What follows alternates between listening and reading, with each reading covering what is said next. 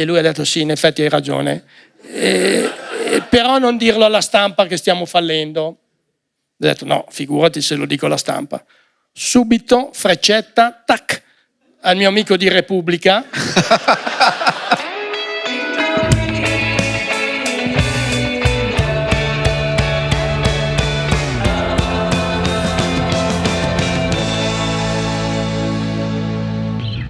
Buonasera a tutte, buonasera a tutti, benvenuti a una nuova puntata di Tintoria. Applauso. E vai. Qui con me, ragazzo discretamente carino, Stefano Rapone. Stefano, siamo a Milano, la tua Milano, siamo Ciao. in Santeria, Sì. la tua Santeria. Bello, bello, bel posto, bella città. Dai, sì. Come stai?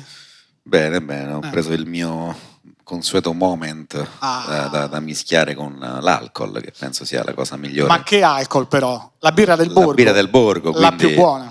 lo fa diventare ancora più buono Certo, il moment. mischiatela con i farmaci, questa perché Sì. mi sa che birra del Borgo non ci chiede molto, ma Forse queste cose qui, vabbè, io Esatto. fatelo a vostra... non fatelo a casa. no, sì, non fa questa parte. E ringraziamo birra del Borgo, a posto. Esatto. Però, beh, dai, siamo Però, sì. Tu che dici, come va? bene. Sono riarrivato oggi a Milano. Beh, poi posso dire, oggi c'era il sole, cioè adesso c'è una nebbia terrificante, però oggi si sta bene, c'era il sole, è una bellissima stava giornata. No, diciamolo che poi sembra sempre veniamo a Milano, a nebbia le cose, invece no, è una bella città. C'era una bella giornata. Sì, si sta bene. Abbiamo pure mangiato bene. Si è mangiato bene. Abbiamo pure mangiato bene, che questi sono gli stereotipi che a Roma diciamo, invece si è mangiato bene, una trattoria milanese che abbiamo trovato abbastanza vicino alla stazione, siamo andati, abbiamo provato. Un ottimo... Ci siamo fatti ossobuco e cotoletta proprio da ottimo. turisti, però buoni. Sì, È stato una bella sorpresa. Abbiamo pure parlato con la cuoca, era proprio una trattoria a conduzione familiare, non so se proprio milanese, diciamo lombarda, adesso non voglio... Però sì, perché abbiamo detto al cameriere, oh, tutto buono, eravamo solo noi, siamo andati a mangiare tardi. Ho detto, aspetta, vi chiamo mia madre, che era in cucina, e quindi è venuta la signora, ragazzi, vi è piaciuta la cotoletta? Parlava così, uguale. Sì, esattamente. adesso io non lo so fare bene, però è piaciuto lo sbook, signora. Lo sbook, sì, certo. Lo sbook? Certo. Osbook. Non lo so, adesso io così a orecchio sto andando, non è che ho l'orecchio assoluto. La potete collocare tra Milano, Barletta, Era quello. Sassari, triangolate il dialetto e la prendete, ci siamo capiti? Era lì, sì. Comunque ho detto e allora avete capito che ci troviamo più o meno. Era molto fedele, più o meno qua. E che altro diceva? Non l'era simpatica. Sì. Allora, adesso vorrei saperlo fare. Il midollo. Ti piace? È la parte più buona, quello è buono e fa bene. Certo, signora. No, era fomentatissima. Perché stava in fissa col midollo. Col midollo. Dice, fa benissimo, quello te lo mangi, stai benissimo, ti protegge dal virus, stai benissimo. Sì, guarda, gli atleti se lo iniettano. Sì, anche di specie. Ci ha fatto tutta una cosa. No, ma guarda che Pantani, diciamo, signora, ma guarda, non scomodiamo i santi. No, ma il midollo naturale. E faceva questo, tac, il midollino, tic, tic, tic, tic. Signora, certo, tac tac tac, ti inietti il midollo, vai velocissimo, vai come un treno, vai senza interruzioni. Diciamo, signora, pazzesca sta cosa. Dice, sì, pure mio marito mi mangia sempre l'ossobuco, se capite cosa intendo. No, signora, ma dai, si scherza, che siete giovani, io poi gli impano la cotoletta, dai, vabbè, basta. Signora particolare. Era una grande totale. Però noi eravamo un po' curiosi, dicevo, scusi, ma sta cosa del midollo, no, io sono esperta di midollo, è magico, cioè fa di tutto, ci può spiegare meglio? Lei ha detto, cioè il midollo è come se fosse un software. È vero, ho detto, questa cosa. Ma sì, perché ti protegge e se lo usi tac tac tac vai velocissimo senza problemi, senza controindicazioni, tac. Vedi, è clamorosa sta cosa, pazzesca, ma ci può dare più dettagli? Dai, il midollo è come se fosse il NordVPN. Detto proprio così. E noi, pazzesco. Sì, io poi lo conosco perché stavo guardando la puntata di Tintoria con Gazzoli, il Gianlu, e nella descrizione c'era il link nordvpn.com/tintoria, ci ho cliccato, ho pensato tac tac tac tac. povera signora, non parlava esattamente così, però io la sentivo così. È vero, è vero. C'era uno sconto. Questo è uno sconto clamoroso. Anche voi che siete meridionali, dai, scherzo. Sì, è andata così, sì. Parola per parola. Sì. Ti ricordi oggi a pranzo, no? Sì, era proprio così. E infatti poi ho chiesto, io per me mi ero fomentato con questa storia del midollo, ho fatto, ma come si fa a capire se il midollo è sano oppure no? Certo, come si fa? E ho detto, facilissimo, basta un attack. Questo è stato. Molto bene. Questo è stato. E anche oggi abbiamo fatto. Senti, ma non è certo grazie alle mie brillanti imitazioni se siamo arrivati a fare queste puntate. Non è grazie ai nostri midolli. Non diciamo. è anche un po' grazie ai nostri midolli, ma è soprattutto grazie agli ospiti straordinari che abbiamo la fortuna di invitare ogni volta, quindi senza ulteriori indugi vi presento l'ospite di questa sera, signore e signori, solo per voi Maurizio Milani.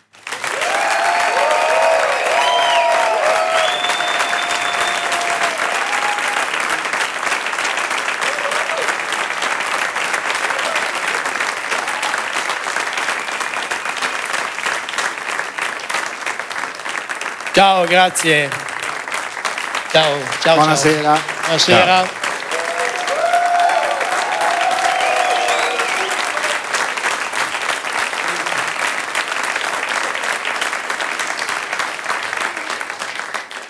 Benvenuto. Grazie, vi seguo sempre su YouTube. Ho visto, sono stato molto contento di venire qui e avevo pensato all'ultimo, sai,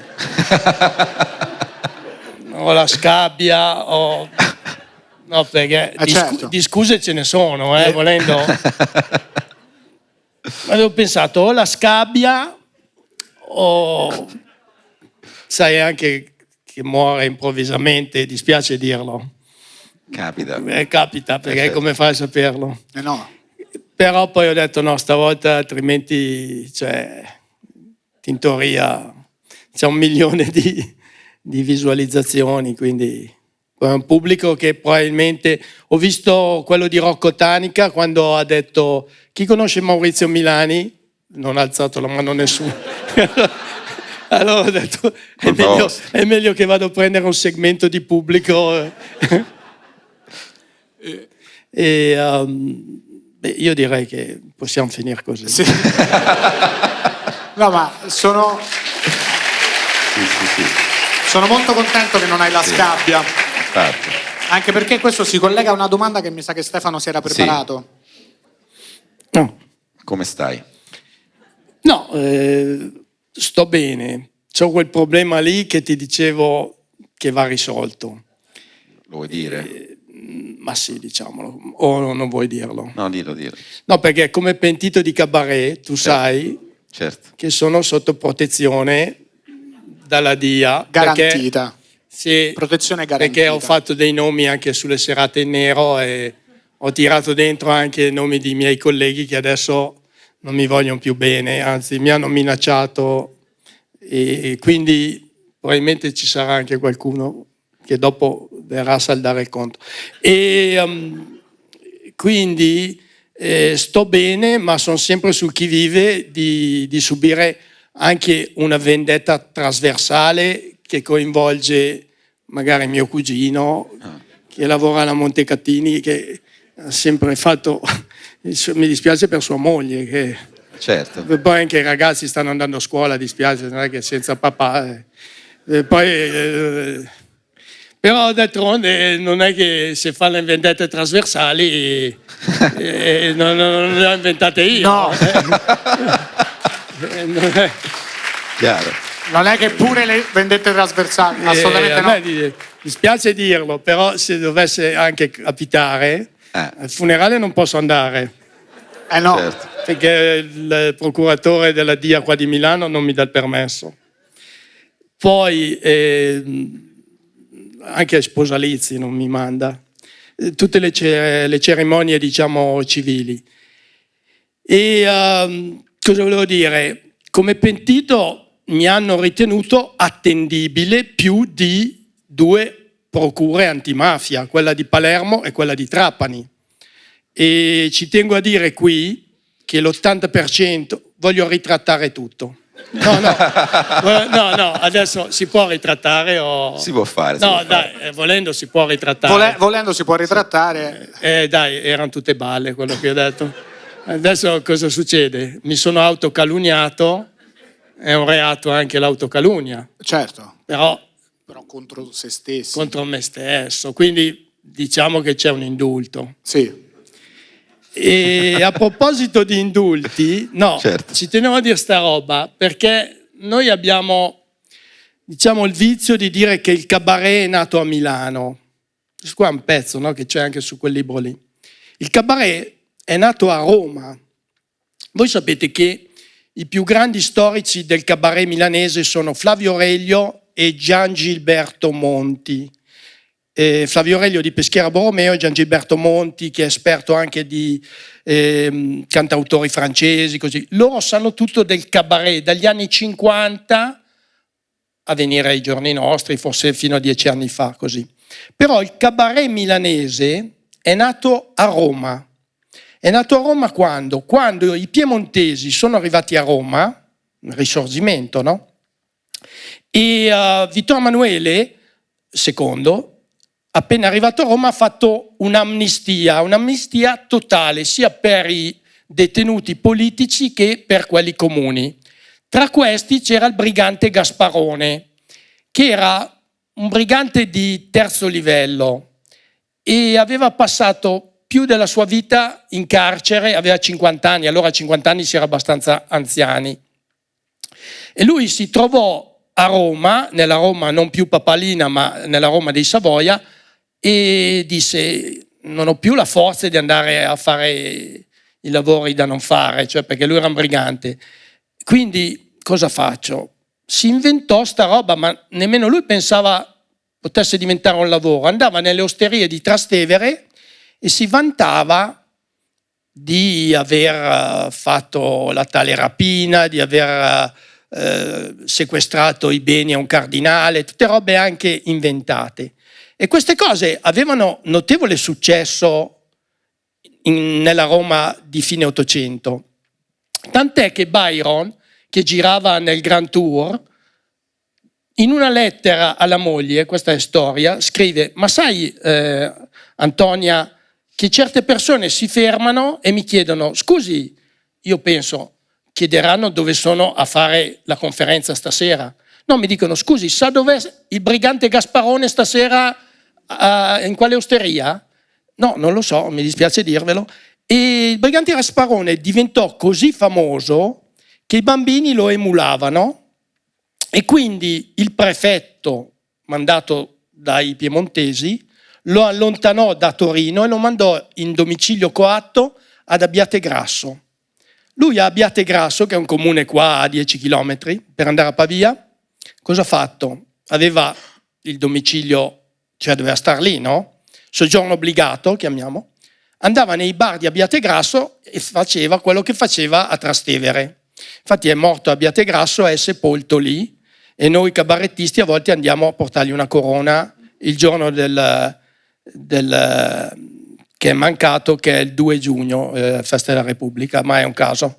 No, non è che muore perché non c'era ancora la Repubblica. No, certo. Si muore tutti i giorni, quindi chi andava a pensare che poi diventava la festa della Repubblica? Noi andiamo da Gasparone, poi intanto che siamo lì andiamo anche, certo, perché è festa, però certo, quello è venuto dopo. No, è giusto. Chi andava a pensare a una roba del genere? Però d'altronde dispiace anche che sia, ma no, ma è morto anche abbastanza sereno. Ma sì, dai. Sì, era un quintale 36, che allora non c'era un quintale 36, allora non è come adesso che c'è i grandi obesi lì sulla TV, quella sì, che ci vanno a Dallas dal dottore e gli dice: qua è finita, no, qui non c'è diete, non c'è niente, e ti arrivano di quei, io non ho mai visto delle robe del genere. E quello non è male. Quello, quando ti arrivano quegli uomini da 4 quintali, cosa gli dici? C'è quel dottore lì che ha i capelli tinti, no? Sì. come si chiama quella rete lì? Real Time. Real Time, bravo. Real Time, ti arriva lì una bestia di 400 kg e dice: dottore, il dottore fa: senta, a me dispiace perché però cosa facciamo qua? Anche se si mette a mangiare le carote dalla mattina la frittata è fatta qua. Cosa facciamo? Apriamo il balcone?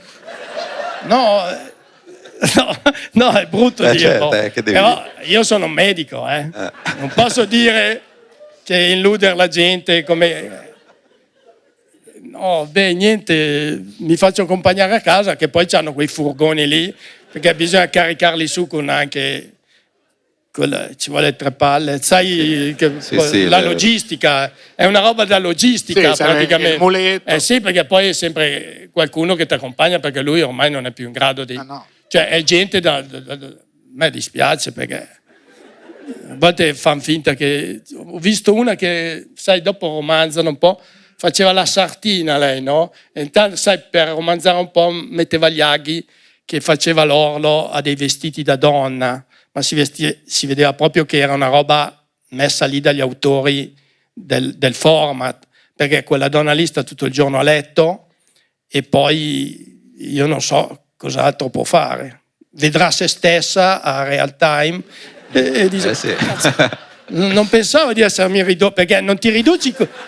non ti riduci così da un giorno all'altro, Cioè uno, cazzo, ti vedi che comincia a non andare sui pantaloni e tuo marito tira giù le tende e dice: adesso cominciamo a fare un vestitino. E uno dice: figa, ma cos'è? 6 metri di stoffa per farmi? Quindi viene e anche uno rimane deluso, diciamo. Sai, il marito dice: mi vuol mettere in queste condizioni, per cui cosa fai? Ci sta. Ci sta. Però sono robe brutte anche da dire, dai, nei cabaret. Non diciamole. Ma infatti, no, dai. Ma il pentimento è anche questo, però. No, ma infatti, il pentimento dai, dal cabaret... non sono robe da scherzare. No, è anche questo. Cioè, no, si può scherzare, però metti che hai un parente anche che... però d'altronde, ragazzi, sono cose che succedono. Io ho visto anche tanti che si sono offesi. Però... allora non diciamo più niente, perché se quello si offende, l'altro... Ma ha ragione a offendersi anche, perché voglio... E fammi una domanda, va. Stefano, guarda, c'era anche una domanda. Se vuoi, lì c'è l'acqua, lì c'è la birra. La borraccia, tra l'altro, poi è un regalo esclusivo, poi te lo porti via. Ah, grazie. A me di questa storia mi ha colpito il fatto che la moglie di Byron si chiama Antonia. No, ci sono le lettere. Ho detto Antonia? Antonia. No, perché potevo dire anche un altro nome. No, adesso... Potevo dire. Sì. Poteva essere. No, però non è brutta. No, magari è... Tonia Byron. Ma certo. Sì, c'è sta Antonia. Ma non era neanche tanto alta, a dirti la verità. No, se vogliamo, non sta bene, però adesso... Però l'epoca era una discreta altezza. Sì, anche... Sai che Leopardi sono rimasto? È saltato fuori. Sai quanto era alto Leopardi? No, a me dispiace dirlo, perché... No, prova a vedere, perché a me sembra una notizia non attendibile. Quanto era alto? 1,30... 138. Ma può essere 138? Ma forse con la gobba. Vabbè, ma anche con la gobba, ma 138? 138 è una roba difficile. che non trovi la fidanzata. No, perché figa, anche i parenti dicono dopo cosa viene fuori. Cioè, non è che... No. Cioè, adesso non sta bene fare l'eugenetica, però se mia figlia... Io non sapevo che lui diventerà Leopardi. No, certo. Io mi vedo arrivare il fidanzato in casa, gli dico: senti, qua noi non siamo già mica tanto alti, se vogliamo un attimino non far figura con gli americani quando arrivano in Sicilia, che figa erano no, perché sono arrivati, cazzo, si sono spaventati, dobbiamo un attimino mischiare. Non c'è uno un pochettino, no, io voglio lui, guarda che non è sano. E infatti aveva la tisi, se vuoi saperlo. No, sai, le ragazze quando si impuntano, no? No! E dopo, a saperlo, sempre le cose, è stato il più grande poeta che abbiamo. Quindi, ben venga avere un genero così. Anche se, sai, nei pranzi di famiglia, quando arriva il marito di mia figlia, mamma mia, prego si accomodi, perché era anche un po' brutto come uomo, a dire la verità. Poi non faceva ginnastica, non prendeva sole, era molto bianco, era un uomo da tenere chiuso, diciamo. No, ma dispiace perché adesso, sai. Però sono tutte cose. Noi avevamo Cesare Lombroso, era l'italiano più famoso all'inizio del Novecento. Lui aveva delle teorie farlò, sai, la teoria dell'uomo delinquente, in base alle attitudini fisionomiche, chiamiamole così. Lui venne in un comune vicino al mio, a Cavacurta, che ha un cognome strano, in riva all'Adda. C'era un cortile molto grosso, c'erano 50 famiglie, si sposavano tutti tra loro, che non sapevano di essere parenti magari 3 generazioni prima. Venivano fuori tutti gli scemi dopo, no? E Cesare Lombroso è venuto lì a fare un trattato, perché lui era direttore di manicomio, così, per suffragare le sue tesi che lui praticamente diceva che bisogna sposarsi. Paradossalmente non era razzista, perché diceva che più le razze si mischiano, quindi se tu sposi non la tua vicina di casa che avevamo il vizio noi di fidanzarci con quella che abita nel cortile di fianco, poi veniva fuori quello che va a rubare le biciclette, perché se tu sposi una magari che viene dall'Ungheria o così, mischi e diventa un bel ragazzo il figlio, anche acquista il DNA di entrambi. Se invece tu sposi quella lì che avevamo i bisnonni in comune, l'elica si è spaccata in 2 del DNA. No, perché non lo sapevano prima che c'era quell'elica lì. Sì. Quindi chi andava a pensare che siamo sempre lì, le cose andrebbero fatte sempre 2 volte. Perché chi andava a pensare che c'era quell'elica lì che in base agli scalini c'è la tara? Certo. Che io ho preso quella tara lì poi, no. E quindi a me affascina molto Cesare Lombroso, perché ha delle teorie talmente astruse che se tu leggi Vita scriteriata di Cesare Lombroso, è un libro comico, senza volerlo, perché lui non voleva, lui era un criminologo, però aveva delle tesi che sono lette oggi, sono da stand-up comedy, e adesso sono completamente accantonate. Però nei primi del Novecento alcune persone venivano condannate su magari perizie di Cesare Lombroso. In base anche all'aspetto fisico, lui definiva il ladro piuttosto che la prostituta, piuttosto che, ti dico delle cose che probabilmente saprai, no? Presumo. Qualcosa, sì. Era veramente un personaggio che a distanza di 120 anni la Mondadori gli ha dedicato un saggio che è bellissimo, vi consiglio di leggerlo, Vita scriteriata di Cesare Lombroso. Ci sono tutte le cose che faceva, che fanno ridere. Roba dei circhi, poi sai, se avevi un figlio che lo tenevi in casa, no? Venivano quelli del circo, signora... non per mancanza di rispetto, no, ma cioè il figlio è così. No, quelli dei circhi avevano come degli agenti che giravano, ma adesso è finita la storia, perché sai con gli elefanti non si può più tenerli. No, lasciamo perdere. Bussavano, sai, allora non c'era né videocitofono così. Buongiorno, siamo del circo lì dei fratelli Barnum, diciamo.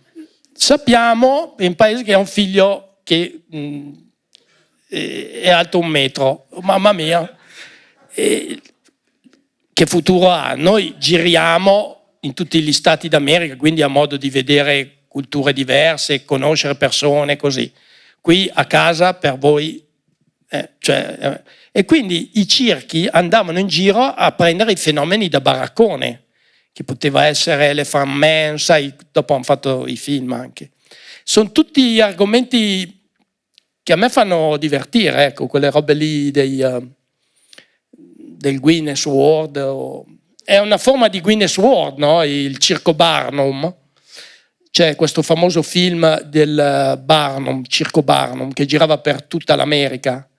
E, è molto bello, ha vinto Cecil DeMille, il regista, ha vinto diversi premi Oscar negli anni 50, quando non c'era ancora la sensibilità animalista, per cui il circo era per sua definizione con gli animali, non ci si poneva il problema della cattività e di tenere gli animali con la catena dopo quella mezz'ora che facevano i cretini per dire anche fare l'inchino al pubblico. Infatti adesso mi chiedo come sia il circo, non vado al circo da tantissimo, non so se ci sei andato recentemente, non so che animali abbiano. No, adesso. ce li hanno i dromedari, hanno gli elefanti, loro stanno in piedi con i contributi statali perché il Ministero della Cultura gli dà i contributi e spera che vadano ad estinzione, cioè ormai non ci sono più i figli dei circensi che fanno il lavoro dei padri, quindi tra un po' non ci saranno più i circhi con bestiame. C'è il Circo del Soleil, sai, quelli lì che hanno sì. che ti rompe le balle, però dai, no, dai, Dici, fanno troppe cose. sì, cazzo, io l'ho visto con le tende, basta. Il circo deve avere la scimmia col gonnellino di paglia, che esce un'altra scimmia, lei ha la borsetta, gli fa lo scippo e lei ha sulle scarpettine a punta. Sai, a me piaceva, no? Che scimmia, gonnellino di paglia, cappellino, arriva in motoretta un'altra scimmia e li porta via. Che a me, zio, mi divertiva. Mo che me lo racconti così è divertente. No, ma... Sì. Ma anche l'elefante quando si siede sullo sgabellone che poi fa così, no? No. Cioè, nel parco del Serengeti non lo vedresti, che cazzo certo. sullo sgabellone. Però prima non ti ponevi il problema, cioè i nostri genitori, i miei, i vostri nonni andavano al circo, era un momento di come andare all'opera lirica, non c'era queste cose della sensibilità che non mangiamo animali. Io ad esempio oggi stamattina sono andato al quagliodromo.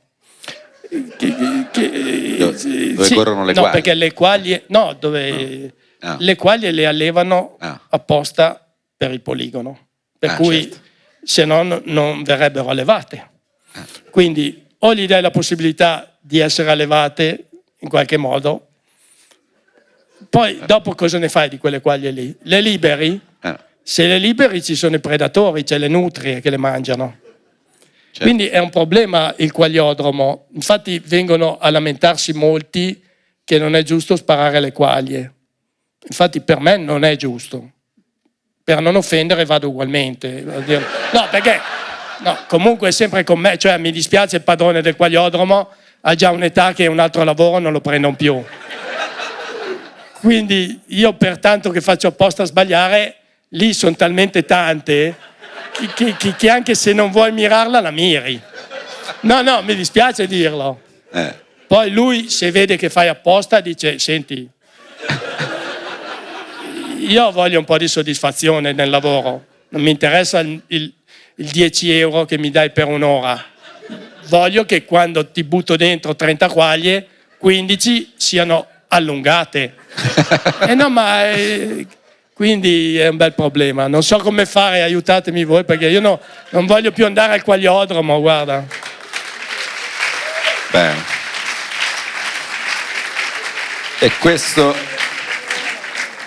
era Come stai? Ah già, bravo. È giusto. Stefano però mi sa che si era preparato anche un'altra domanda. Sei sicuro? Sì, beh, sono curioso di sapere. Io vado. Sì. Hai ragione. Te lo chiedo. Che hai fatto oggi? Allora, oggi ho girato col cane, no? E stamattina col mio cane. Oggi. Poi ho chiesto l'elemosina. A dirle, no, mi dispiace dirlo perché, sai, non è bello. Infatti la signora è rimasta delusa, aveva detto, conoscevo tua mamma, non pensavo che eravate una famiglia, tuo papà lavorava in banca, ho detto, senta signora, qui è inutile che stia, quel che è stato. Se vuoi farmi l'elemosina, ma lei fa, ma senti, ma l'elemosina di solito si va a fare in un paese che non ti conoscono. Tu mi metti in difficoltà perché come faccio a non farti l'elemosina che conosco tua mamma, so tutto. Ho detto, senta, allora non me la faccia. E questo pezzo qua me l'ha ispirato Gianni Fantoni, il noto comico bravissimo, salutiamo imitatore, mio amico, che lui ha interpretato in teatro Fantozzi, sì. Sapete, no? Proprio sì. Una produzione importante anche col patrocinio del comune di Genova. E lui nell'intervistare Paolo Villaggio, a un certo punto Paolo Villaggio le dice che non c'entrava niente. Hai mai chiesto l'elemosina tu a Fantoni? E Fantoni fa no, la chiederai. Lui gli ha detto, Paolo Villaggio gli ha mandato una sfiga così, gli ha detto la chiederai. E lui ha detto no, spero di no. A dirti la verità non avevo bisogno di chiedere l'elemosina, però ho voluto fare la figura, sai, così fai la figura brutta, no? Certo. Cioè a me piace anche autocalunniarmi, sì, come pentito di cabaret, certo. Lo dicevo prima. Dicevamo prima. Mi piace anche accollarmi i reati davanti ai PM che non ho commesso e tiro dentro anche gente in correità, anche voi due, mi dispiace dirvelo, anche farò i nomi al PM di voi due per delle serate in nero che avevamo fatto, vabbè, ma lasciamo perdere. Però potrebbe essere vero. No, questa tagliamola. Tagliamo. A noi piace chiedere agli ospiti come hanno iniziato il loro percorso e studiando però il tuo passato abbiamo un buco, nel senso che dal diploma all'esordio allo Zelig abbiamo un buco, quindi vorrei partire da lì ma anche da prima, cioè in quel periodo là che cos'è che ti ha spinto a dire ok, vorrei provare ad andare sul palco, vorrei provare a fare il comico, e quali sono stati i primi passi? No, è un po' banale, nel senso che tutti in ogni classe delle medie, sia inferiori che superiori, c'hai quello simpatico che fa ridere o che gioca bene a pallone.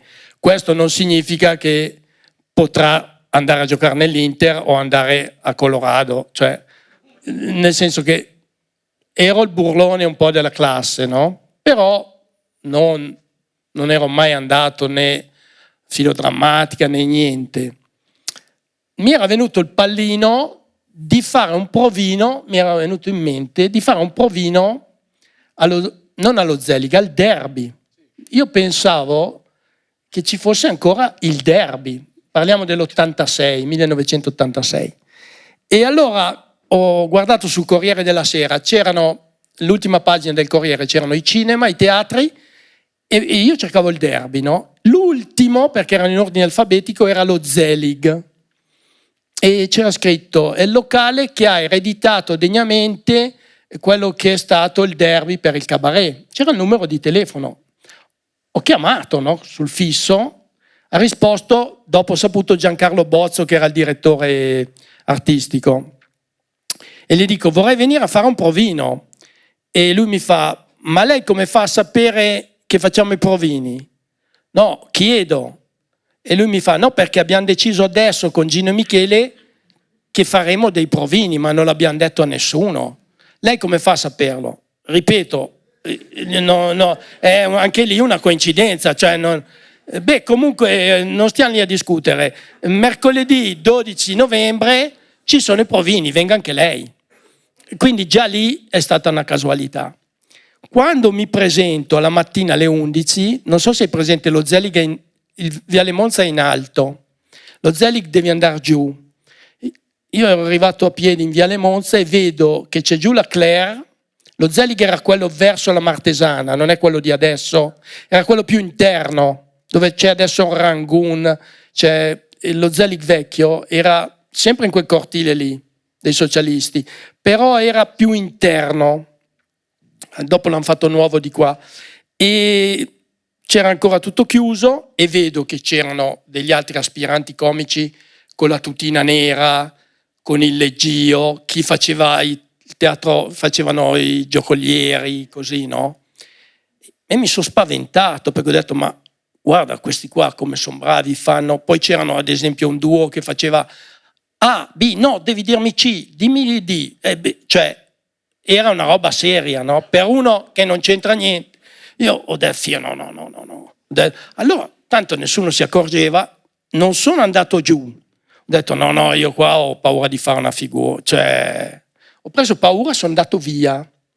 Intanto che mi incamminavo verso la stazione centrale, ho riflettuto e ho detto, allora, qua siamo a Milano, non mi conosce nessuno, quindi a Codogno, dove abito io, non sapranno mai che ho fatto una figura da deficiente, diciamo, perché non avevo neanche preparato niente. Quindi il treno è alla 1, qui sono le... Poi ce n'è uno ogni mezz'ora che va a Codogno, a Milano, che va a Piacenza da Milano. Ho detto, se non prendo quello lì, prenderò l'altro. Sono tornato indietro, intanto avevano aperto, abbiamo fatto i provini e già dai provini tu capisci, loro lo sai, no? Non ti dicono se è andato bene o non sei andato bene, ma tu capisci da anche i tuoi colleghi che sono lì a vedere il provino se sei andato bene o no. Poi loro prendono il numero di telefono e c'erano i telefoni fissi così, mi hanno chiamato dopo 2 o 3 giorni. Mia mamma non voleva assolutamente, fa no, sono quelli che ti fanno fare le fotografie per il book, quelle agenzie lì che... Perché mio papà aveva avuto un'esperienza negativa negli anni 50 che voleva fare il cantante e alla radio c'era un concorso radiofonico per voci nuove. Lui si era iscritto, giravano nelle città. Quando dovevano venire a Piacenza, lui si era iscritto per fare il provino a Piacenza. Sua mamma, mia nonna, non voleva assolutamente che il figlio prendesse quella strada lì molto aleatoria, no? Quindi non ha detto niente. Il giorno che doveva andare a fare il provino gli ha nascosto le scarpe. Lui aveva solo un paio di scarpe, quindi non è potuto andare, è il suo grande rammarico quello. Quindi mentre mia mamma non voleva che mi cimentassi, e aveva ragione perché poi sono finito qua, e quindi qualcosa è andato male, aveva ragione mia mamma. Mio papà invece mi incentivava, diciamo, era un mio sponsor e questo ho iniziato così. E Poi, scusa, volevo solo, Sì. ti ricordi cosa hai fatto al ho provino? al provino ho detto una frase tipo, ma poco è durato il provino, 1 minuto. Ho detto, sono venuto qua perché doveva venire mio cognato. E scivolato dalle scale, no? Niente di grave, perché... E quindi sono venuto io. Quindi quella roba qua gli ha un po', dicendolo seriamente, mi hanno detto, questo qua fa apposta o dice sul serio.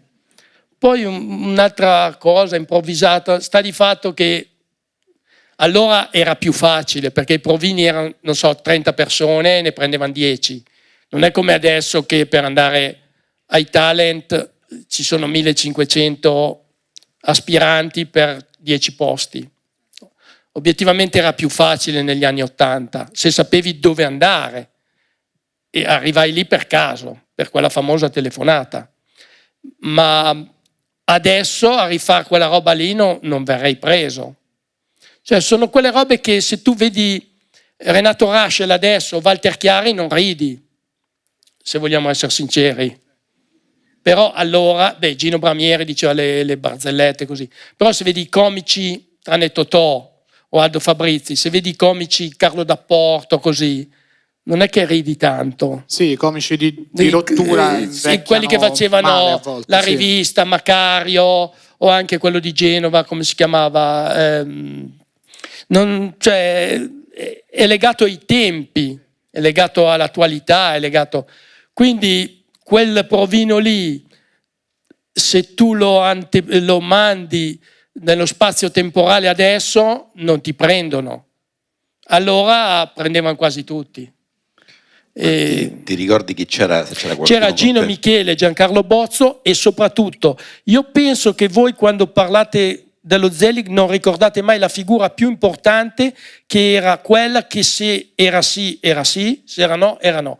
Si chiama, c'è ancora, anche se adesso ha aperto un bar, non ha, Sabina, era la compagna di Giancarlo Bozzo, era la cassa, era lei che ti pagava la serata, era lei che decideva più dei Gino, Michele e Giancarlo.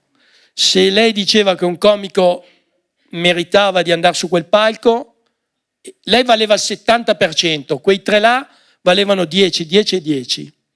Eppure Sabina, nessuno, voi avete sentito parlare di questa Sabina?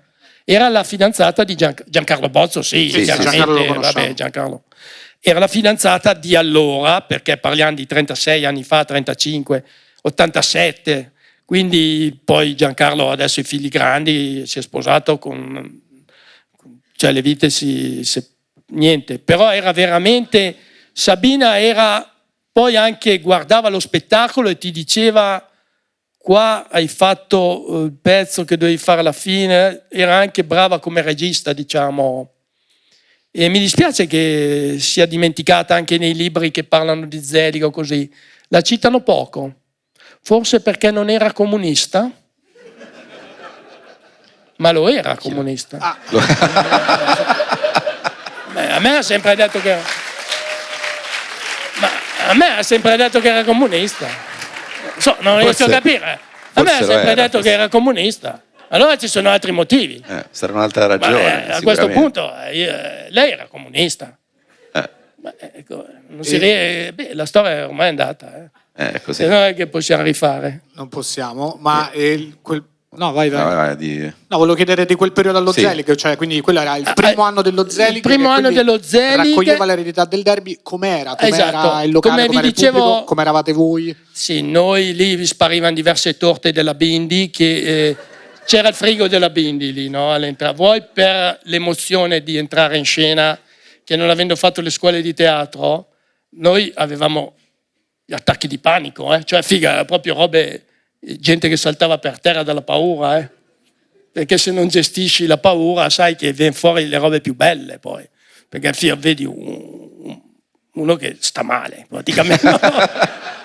Cioè io ho visto, cazzo, figa, ma stai male veramente, la Madonna, cazzo, non è mica il D-Day che devi andare sai quando io a volte per farmi coraggio dico cazzo, ma quei giovani là dei Marines che dovevano sbarcare in Normandia, sai, su quei barconi che buttavano giù la paratoia, i tedeschi dall'alto, lì sì che era il quagliodromo, cazzo, certo. No, figa, quei ragazzi 20 anni, allora pensavo a quello, dicevo tutto sommato, cioè mica ti sparano, fischieranno, dicono vai a casa, cambia lavoro, giustamente, però mi facevo forza pensando ai Marines che quelli avevano 20 anni, perché poi vai così alla garibaldina, cioè tu vai giù la spiaggia di Oama Beach, no? Sai, no? C'erano 5 spiagge e devi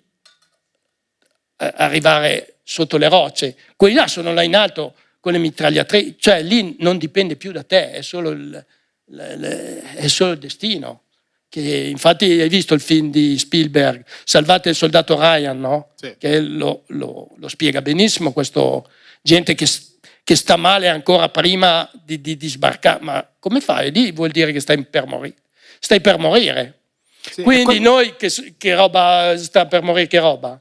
Cioè, però c'erano certi, e voglio fare i nomi a questo punto. Che figa, per chiedere, no, ma vabbè, uno ero io, cioè ero uno dei campioni. Poi c'era un'altra varietà di gente perché quelli che venivano dalla scuola Paolo Grassi, bene o male, avevano imparato a gestire le emozioni. Cioè, alla Paolo Grassi si è diplomata Lucia Vasini, la moglie di Paolo Rossi, si è diplomato Albanese, lo stesso Paolino Rossi gli mancava un esame, Bebo Storti, Quindi loro erano già attori e la prima cosa che fanno è sul corpo, l'azione fisica, la respirazione, sai, no? Devi gestire le emozioni. Noi invece ci si spaventava come animali e quindi poi veniva fuori una roba da ridere, perché dopo se stavi in piedi qualcosa buttavi, però era tutto che non volevi far così. Veniva fuori una roba un po' bene, un po' male. Ho imparato molto da Bebo Storti. Bebo è stato per me un grande mentore, chiamiamolo così. Ma anche nel gestire la no, anche nel come prendere la professione. Nel senso che lui ti dice, guarda, che noi siamo fortunati perché in fondo, lui tutte le serate, noi abbiamo fatto una serata a Livorno, al teatro più importante di Livorno, dove fanno l'opera lirica. Lui faceva il Conte Uguccione a Mai dire gol. La gente è stata educata. Noi capisci che stavamo andando male. Vabbè, fine, bussano, viene un uomo anziano. Allora, posso dirvi fuori dai denti? Ma prego, tanto Bebo si struccava. Io ho 40 anni che sono qua, non ho mai visto una roba del genere. Ma io dico, ma come? Una roba che avete fatto voi, non l'ho mai vista. Non era niente. Cioè, lui che aveva visto di tutto, è anche un complimento ci ha fatto. È come la maglia nera al Giro d'Italia, sai che poi l'ha levata, no? Perché i ciclisti facevano apposta arrivare ultimi perché comunque avevi visibilità, non come la maglia rosa, ma comunque quelli in mezzo nessuno si interessava. La Gazzetta premiava la maglia nera, che era quello che aveva 8 ore dalla maglia rosa. Quindi alcuni ciclisti avevano capito il gioco, tu li vedevi che facevano surplus, che non volevano tagliare il traguardo, quindi l'hanno levata la maglia nera, perché era diventato un gioco a perdere. Quindi lui ci ha dato, diciamo, il trofeo del peggior spettacolo che è stato fatto a quel teatro lì. Perché? Però Bebo, lui qualsiasi cosa noi si faceva, Bebo come andava? Bene. Anche al Ciac abbiamo fatto una roba al Ciac, che viene la moglie di Bebo fa nei camerini. Ragazzi, queste cose qua al Ciac non si fanno, perché il Ciac era un po' il tempio, era il San Siro del cabaret, cioè il Ciac negli anni 90 andavano quelli già affermati, mentre lo Zelig non era lo Zelig di Canale 5. Dopo lo Zelig ha avuto un'evoluzione tutta, diciamo, popolare, così, no? Tant'è che se tu sul tram dici Zelig, la gente ti dice canale, non ti dice il film di Woody Allen. Sì. Cioè, quanti di voi sanno che Zelig è un film di Woody Allen? Metà, ma tanti sono convinti che Zelig non è come quando dicono Latteria Sorresina. Sorresina, Latteria. No, Sorresina è un comune in provincia di Cremona, dove c'è la latteria. Ma non è che... Cioè, Sorresina c'è da 1200 anni. L'hanno fondata 2 fratelli che erano 2 cretini, sono sposati tra parenti anche lì. No, perché si usava tra nobili sposarsi. E quindi adesso la latteria sarà da 50 anni. Quindi, no, tu dici Sorresina, latteria. Che latteria? Sì, latteria. Ma Sorresina è un paese cremonese. Una domanda, che spettacolo facevate per farlo così, cioè per avere queste critiche? Noi dovevamo fare 2 fratelli che avevano l'impresa che andavano a deratizzare gli stabilimenti. Regia di Giampiero Solari, che era il regista, e lo è tuttora, colombiano mi sembra, no? Lo conoscete Giampiero Solari, no. Il regista di Fiorello, ha fatto anche l'opera lirica, un regista, noi era come Ronconi per noi. Facciamo il debutto a Galeata, è una settimana che abbiamo in mano le chiavi del teatro di Galeata, che è un comune della Romagna. Proviamo domani, sì, tanto sabato c'è la prima, sì, eravamo lì dal lunedì. Tanto prima di sabato, al martedì, ma magari domani pomeriggio. Arriva il giorno del debutto e non abbiamo fatto niente. Il regista arriva all'ultimo, dovevamo fare, no? Vabbè, facciamo. Anche lì, figa, era una roba che ognuno faceva. Io facevo i miei pezzi, lui improvvisava molto, era bravo, figa. Se beccava l'improvvisata giusta veniva una serata. Però eravamo un po' sulle fiamme, perché io non ne potevo più di finire, no? Il regista, Giampiero Solari, guarda che ti dico un nome importantissimo, era lì dietro. Io le dico: Giampiero, quanto abbiamo fatto? Lui: buono, 1,40, basta, 1,40, fine, 1,40. Ostia, va bene, grazie, arrivederci, chiudiamo. Alla fine dello spettacolo andiamo a mangiare con gli organizzatori, no? Loro un po' così fa. Beh, lo spettacolo non era neanche un po' corto, però. Come un po' corto? Avete fatto 70 minuti? Cazzo, il regista non è stato capace neanche di cioè, non ha fatto niente, perché è venuto al sabato, ma l'orologio, se abbiamo iniziato alle 9, io gli ho detto: Giampiero, 1,40, basta. E noi non ci eravamo resi conto per cui ho detto: l'abbiamo portata a casa 1,40. Avevamo fatto 70 minuti. La gente è molto generosa, non ha fischiato, non ha chiesto il bis, si è chiuse le qui, basta, sono andati via. Poi dopo abbiamo messo una pezza 2 anni dopo, che siamo andati lì, abbiamo fatto un bello spettacolo, e lo stesso organizzatore allora fuori dai denti ha detto: siete venuti a mettere quello che avevate lasciato, perché avevate lasciato l'amaro in bocca a questo pubblico che ha sempre apprezzato gli artisti che noi proponiamo, e abbiamo messo una pezza dopo. Quindi quello è il mio, soddisfazione di aver dopo, fatto le scuse teatrali a quel pubblico. Ma quella volta lì abbiamo fatto, è stato uno spettacolo, non so, come se noi tre adesso dovevamo fare i deratizzatori, quindi deve esserci un'interazione, sì, certo, che qualcosa dobbiamo dire. Invece lì abbiamo detto che, non so, è saltato fuori il Po a Piacenza, però volevano deviarlo verso Cremona, ma scusa, ma cosa dite? Ma è una roba da matti, ma dovevate mica fare quello dei ratti, che prendete i ratti, è saltato fuori che c'è la chiusa sul Po, che però la aprono quelli dell'Enel quando vogliono. Ho detto: ma fate quello che volete. Ma no, ma è venuta male. Guarda, io non ho mai visto una serata così. No, ve lo voglio dire, perché ci sono serate brutte, ma anche questa di stasera a me no. Voi ne avete fatte di serate brutte, ma sì, di qualche volta. Qualche però volta. Mi domando, ma perché non ve lo preparavate prima?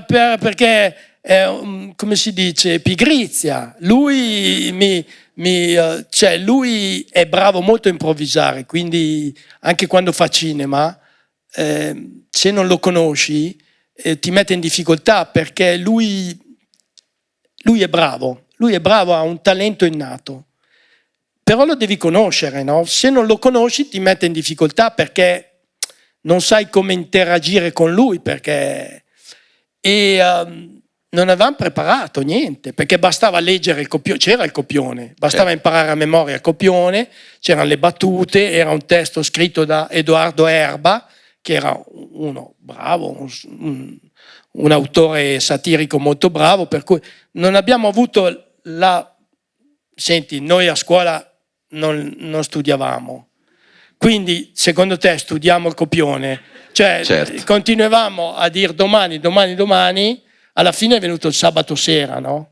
Io ho preso 2 Tavor, perché ho detto: dopo, per assurdo, la sufficienza 6 meno l'abbiamo presa, in qualche modo ce la siamo cavata, proprio un disastro, no? È tutta un'altra cosa, perché lo spettacolo era Uomini completi, e c'era i topi nella locandina, c'era proprio il manifesto, tutto produzione AGD, produttore di Aldo, Giovanni e Giacomo, il povero dottor Paolo Guerra, quello che gli faceva i film 3 uomini e una gamba, così, che è venuto a mancare recentemente, no? Quindi era una produzione importante, regia di Giampiero Solari, avevamo una tournée, avevamo diverse date, che dopo non abbiamo più fatto perché quelli là sono venuti a sapere di questa cosa e hanno detto ragazzi va bene ma non si... Cioè, e sono tutte... Perché? Perché facciamo le cose a spanne. Sai quelli che lavorano male? Certo. Ci sono quelli che... No, io te lo voglio dire. In tutte le professioni c'è gente che lavora male. Che proprio che un po' non hanno voglia, un po' non sono portati e viene fuori delle robe. Finché il cabaret va bene, se è il pilota di lei, quello è chiaro, è più complicato, certo. Sì, è chiaro che noi ci siamo messi le spalle al muro, nel senso che male che vada non abbiamo vergogna, cioè dite quello che volete. Non è il D-Day. Non è il D-Day, bravo, non è Però il D-Day. Questo era già molto dopo lo Zelig, immagino. No, Questo era quello lì, scatafascio, abbiamo fatto con la... Perché tu devi sapere che questi grandissimi comunisti di Angelo Guglielmi sono partiti nel 97 armi e bagagli da Rai 3 a Italia 1. Santoro ha fatto Moby Dick su Italia 1, che faceva Samarcanda a Rai 3. Serena Dandini ha fatto Avanzi, che faceva Avanzi, ha fatto Comici dal Teatro delle Celebrazioni di Bologna con Paolo Endel su Italia 1 e Paolo Rossi, c'ero anch'io, ho fatto Scatafascio con Natascia Stefanenko. Quindi siamo passati armi e bagagli da Rai 3 di Angelo Guglielmi, che è la rete di Chiambretti, la rete di Chi l'ha visto, la rete di quelli di Sini, sai, il Rai 3 degli anni 90, no? Di Blob, di Enrico Ghezzi. Siamo passati armi e bagagli a Italia 1. Essendo comunista ho accettato di buon grado il 26 milioni di lire, c'erano ancora le lire, quindi figurati loro quanto, vabbè, giustamente. Cioè. Stiamo facendo i nomi, ma è roba pubblica, cioè certo. Si sa che sono passati da Rai 3, hanno fatto Italia 1, lo stesso Santoro fece Moby Dick su Italia 1 da Mediaset. Quindi posso collegarmi con questa cosa? Vai, collegati. Al volo, poi vai tu. Visto che sei stato a Mediaset, ti è capitato di incontrare Berlusconi? No, a dire la verità no.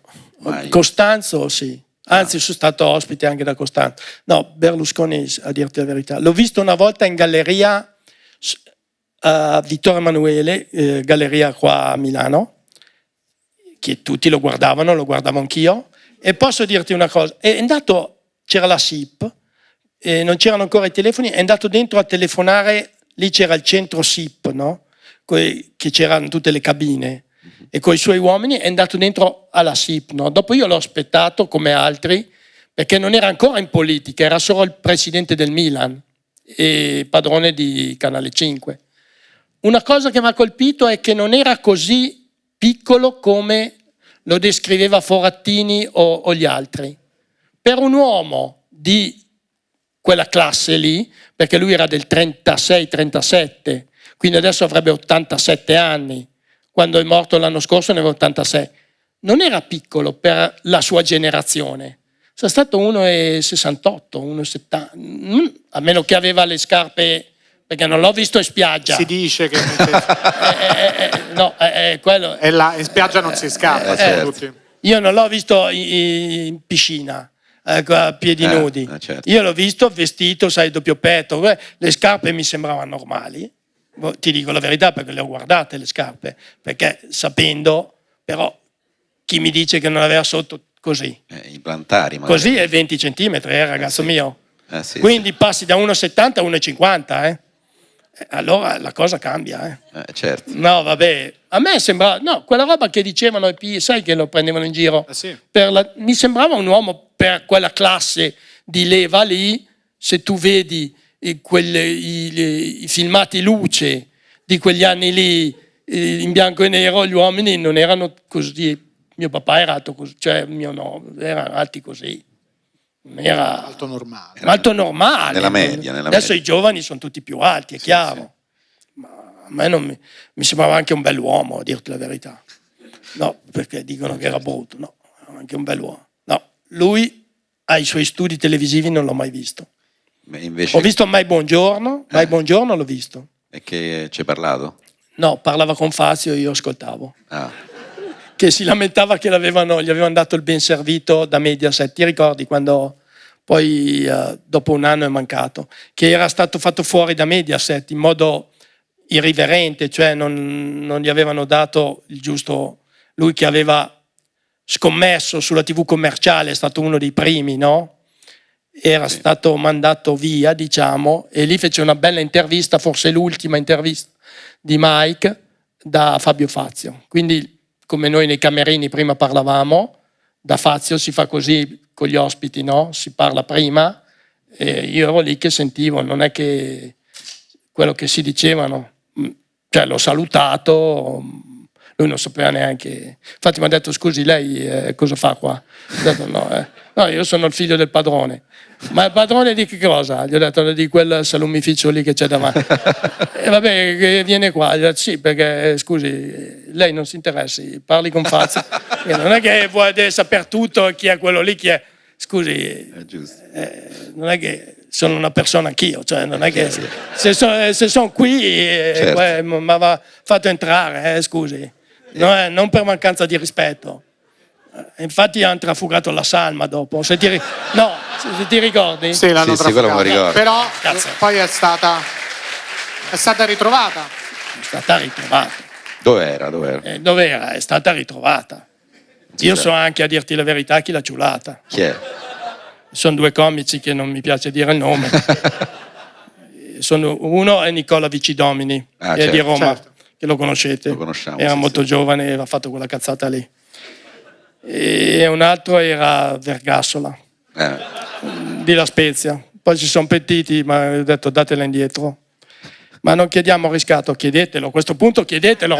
Cioè, io non capisco, fanno una roba poi dicono no, ma la diamo indietro. A questo punto l'avete, ormai il reato è fatto. Sì, Non è che cambia qualcosa. sì. A questo punto fate la telefonata. La mezza milionata la chiedi. L'ho fatta io quella telefonata lì, a dire la verità, perché non volevo anche sentire la voce. Avevo chiesto 500, c'erano le lire o c'era già l'euro? Mi sa già euro. C'era già l'euro, però io li ho chiesti in lire. per non offendere, sai, perché lui era famoso quando c'erano le lire. Certo. Quindi per non offendere la famiglia. Dopo gliel'abbiamo dato indietro. Volevamo trafugare anche un'altra salma, però quella di Funari.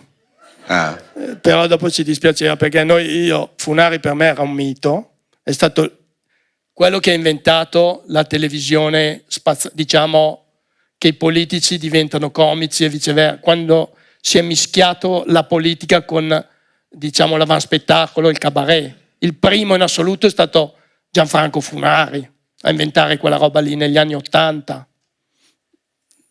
Non so, qualcuno si ricorderà se ha più di 50 anni. Funari era veramente uno di quelli che ho sempre, diciamo, ammirato. Anche lui cabarettista romano di di Derby, scusa. Molto efficace nel ruolo di intrattenitore. Quando c'era Craxi, sai, Mani Pulite, è stato uno degli artefici di Mani Pulite. È stato uno di quelli che ha dato il via a Mani Pulite. Basta. Vai.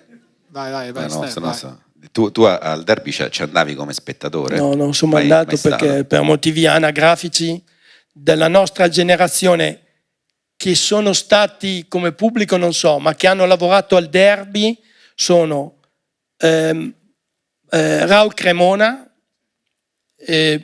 Aldo e Giovanni, e non c'era Giacomo, e Marco Della Noce, che era la Carovana, erano in due, lui e Cesare Gallarini. Loro hanno fatto le ultime serate del Derby nel 1983, sono riusciti ad andarci. Io no, perché avevo 20 anni, non avevo neanche iniziato. Neanche come spettatore, non sono andato al derby. C'è un altro passaggio che mi incuriosisce, cioè quindi vai allo Zelig e ci stai un po' di anni, nel senso... Infatti non mi hanno versato i bollini Empals. No, adesso non ho la pensione. E quanto... No, vabbè. No, Facciamo un appello facciamo un all'Empals, appello. ex-Empals. Sì, di dargli una multa. Ma è fallito, sai che sono falliti, no? Sì, so. Vabbè, giustamente. L'abbiamo forse... A dire la verità, la notizia... Allora, voglio dirti la verità. Gianni Fantoni mi gira una lettera su WhatsApp che Giancarlo Bozzo ha mandato riservatissima ai comici di Zelig per fare delle serate gratis per aiutare lo Zelig che stava fallendo. Però vado a vedere il bilancio del fallimento, sono 53 milioni di euro.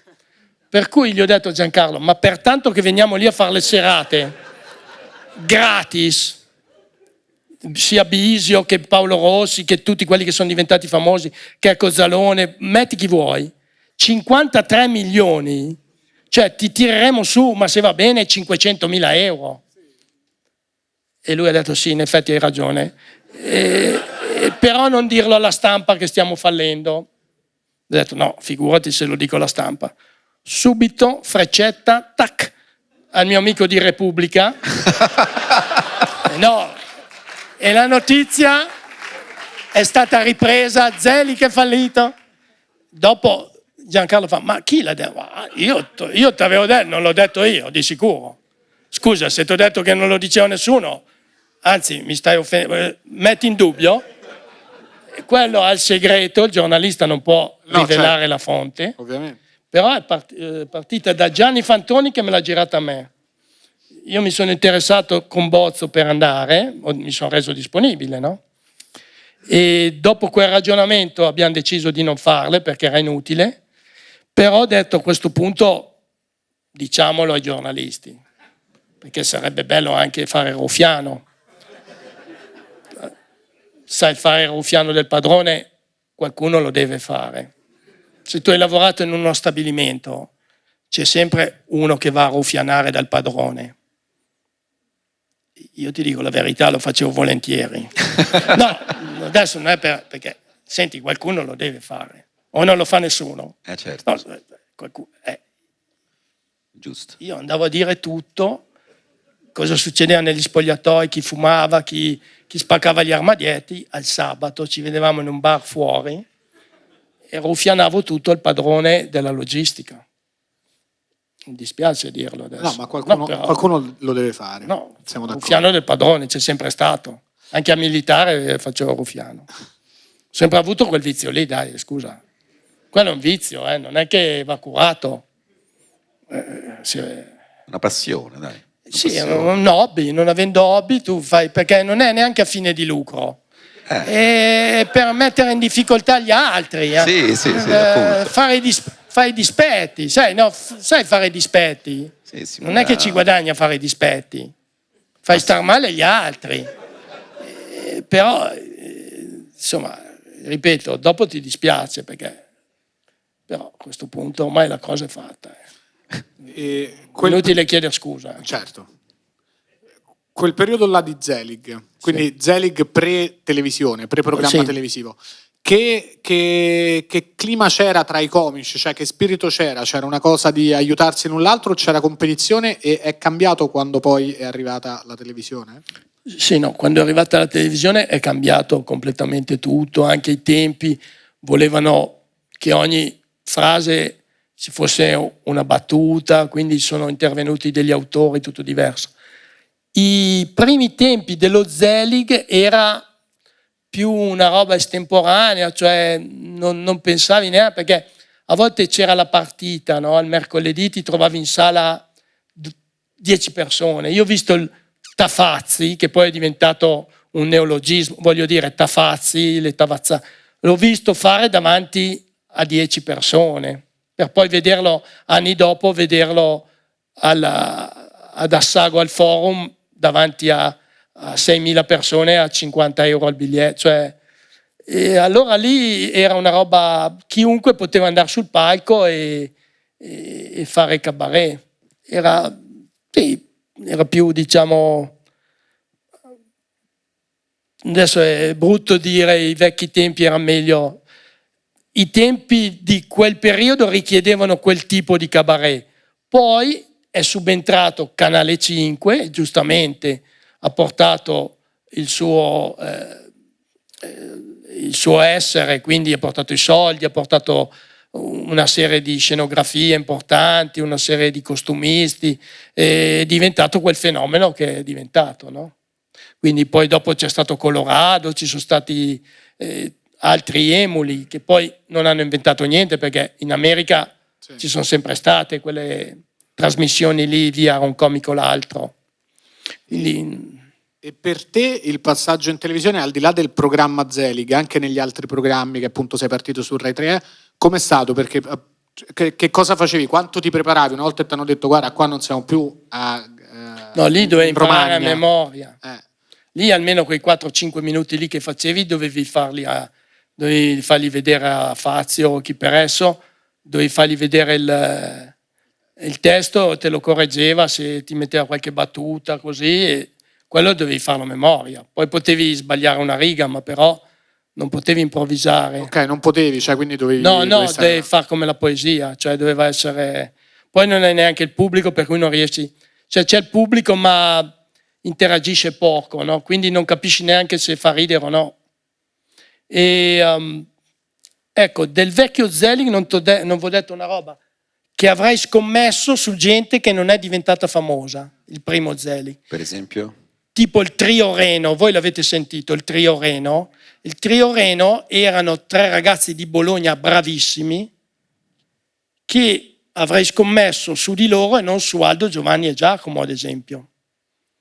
E il Trio Reno purtroppo ha fatto un programma in prima serata su Rai 1 quando si chiamava Europa, il programma, poi dopo sono spariti. Poi ad esempio anche Giorgio Ganzerli, ve lo ricordate voi? Era bravissimo, sarà bravissimo ancora, però Brunella Andreoli, che era più brava di quella là che ti ho detto prima che non si può dire. Certo. Brunella Andreoli era più brava di quella là che ti ho detto che non si può dire di Torino. È che no. Certo. Però la vita ha deciso che, sai, a volte la fortuna, il talento c'è anche lì, non è? Però Brunella Andreoli era veramente brava e se c'era da scommettere avrei scommesso su Brunella. Li ho cannati quasi tutti, guarda, ti dico la verità, perché sono tutti nomi che probabilmente fanno delle serate ancora, ma non hanno la popolarità. Non hanno la popolarità. E tu di chi eri amico dei comici di Zelig? Di Cornacchione, proprio amico fraterno. Gli ho rubato diversa roba, perché... No, beh. Non di testo, proprio roba che aveva nella borsa. No, di testo. Di testo lui Non fa i conta, suoi, certo. e io faccio i miei. Che cosa hai rubato? Che cosa hai rubato? Una calcolatrice molto bella, no, perché lui lavorava all'Olivetti, aveva delle calcolatrici. Quando è andato sul palco, dopo ho voluto far ricadere la colpa su un altro, che lui ha detto non sono stato io, no. A me sembra che ti ho visto mettere le mani. Antonio, a me dispiace fare la spia. No, ma io di te mi fido, Antonio. Certo. Siamo amici, conosco tua moglie. A me sembra che ha messo le mani nella tua borsa. Ah, tu dici, ma però non c'è la prova, vabbè, niente, la calcolatrice è a Codogno adesso. Poi gli ho rubato anche un giubbino, quelli lì che metti nel baule fosforescenti, no? Certo. Quelli lì. Sì. Quello lì l'avevo visto, io non l'avevo, dovevo comprarlo al Mottagrill. Però ho detto, siccome ce l'ha lui, io prendo il suo. Poi lui quando lo cerca dirà non ce l'ho più. Sì. Ne comprerò uno io, lui. Tanto bene o male li vendono. Quindi non è che gli ho fatto un gran danno. Poi gli ho rubato l'anello del fidanzamento. Beh, quello, mi dispiace quello, perché gli aveva regalato la sua futura moglie. E l'ho venduto, mi dispiace dirlo, perché sai, cosa lo tenevo io? Cioè non è che poi...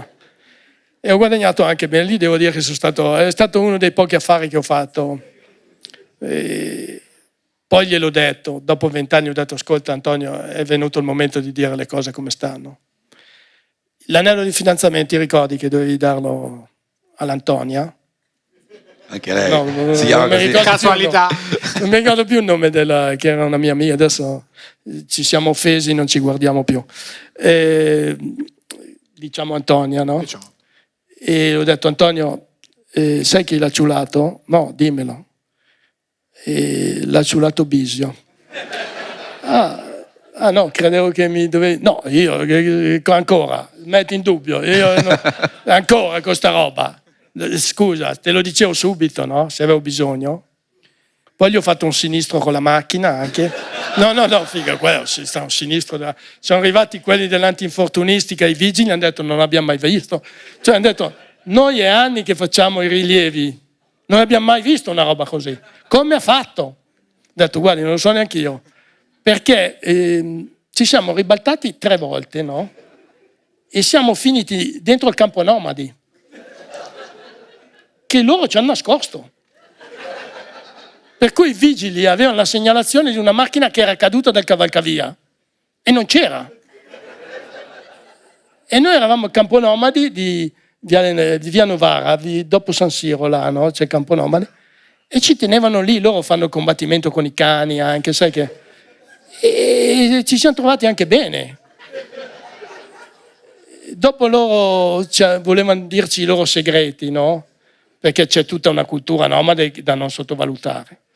Noi gli abbiamo detto, diteci questi segreti, che noi, siccome adesso vi fidate, no, perché noi non li abbiamo mai detti a nessuno, loro fanno, guarda che noi vi riteniamo parte integrante della comunità, quindi vi facciamo partecipe di alcuni segreti dei Sinti, Rom e camminanti, ma dei Sinti, che è quelli che hanno detto, ragazzi, vedete voi, io non chiedo niente.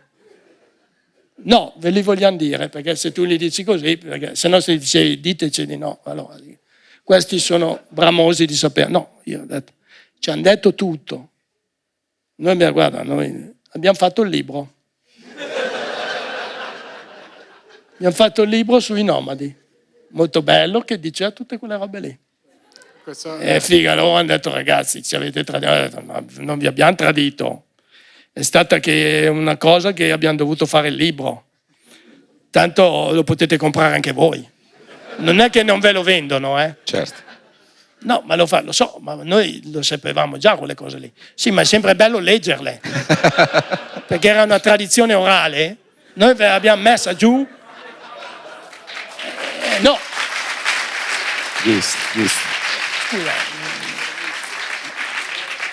A quel punto hanno detto avete ragione. In effetti ce lo tramandavamo oralmente, ma non c'era quelle robe lì. Infatti l'hanno tenuto. E gli ho fatto anche la dedica e poi dopo non so dove è andato a finire, se è andato in biblioteca, l'avranno regalato alla biblioteca lì attorno. Perché non si trova più quel libro lì. Non l'hanno più ristampato anche. Comunque era molto bello. Sì, no, e quindi Cornacchione. E poi chi altro? Bebo Storti, Cornacchione, Gianni Fantoni, Dario Vergassola.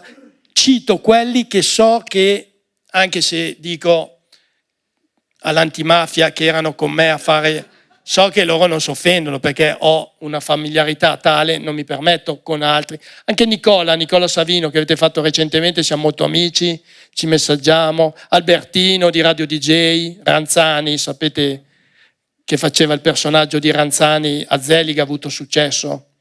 Mi ricordo una volta siamo andati a presentare i libri a Rimini, lui aveva il libro di Ranzani, io avevo il mio. Alla fine c'erano le pigne così di libri di Ranzani, io ne avrò firmati 3. Ranzani è stato lì, no? E mi guardava come per giustificarsi. E io gli dicevo sì, in effetti, perché lui pensava che io dicessi no, ma non è mica colpa tua, se vengono e vogliono il tuo libro, lui quasi mi guardava come per dire mi dispiace che il tuo libro non vende. E io gli ho detto no, mi stai offendendo. Da quella volta lì non ci siamo più parlati. Infatti non ci guardiamo più. È 21 anni. No, scherzo, siamo amici. Con Albertino siamo molto amici. Lui mi ha fatto conoscere Eros Ramazzotti, mi ha fatto conoscere tanti personaggi che andavano lì da lui a DJ Time. Anche lì è mancata qualcosa. Sono mancate diverse oggetti. Sì, lì, guarda caso, loro dicono: come mai quando manca la roba ci sei sempre tu? Io ho detto: ragazzi, guardate nella mia borsa, non c'è niente. Infatti loro guardavano, non è lui, però ero io. No, te lo voglio dire perché a questo punto... Non mettevi nella borsa, giustamente. No, lo mettevo nella borsa di Cornacchione, che Cornacchione non gliela guardavano, perché uno, se puoi dire tutto di Cornacchione, ma che non sia una persona più che corretta, non ti porta via neanche una birra dalla redazione. Cioè, se c'è un pennarello in redazione, lo lascia lì. Giacomino è già diverso di Aldo, Giovanni e Giacomo. Giacomino adesso ha perso il vizio, ma era meglio non lasciare in giro. No, scherzo. Stefano, vi lascio un secondo. Ci lasci. Vai? Sì, vado, è il mio Ma no, momento. dai, no, dai, dai. così do anche un segnale. Vuoi la Sì, birra? se un'altra Tu birra. c'è? Vabbè. Sì, io l'ho già bevuto. Sì. Posso, perché io ho quel problema lì che ha lui. Ho il problema della che ha prostata. lui. Sì. Ho il problema che ha lui, che è molto bello e ve lo consiglio. E la donna si innamora dell'uomo che ha l'ipertrofia prostatica. No, io non pensavo.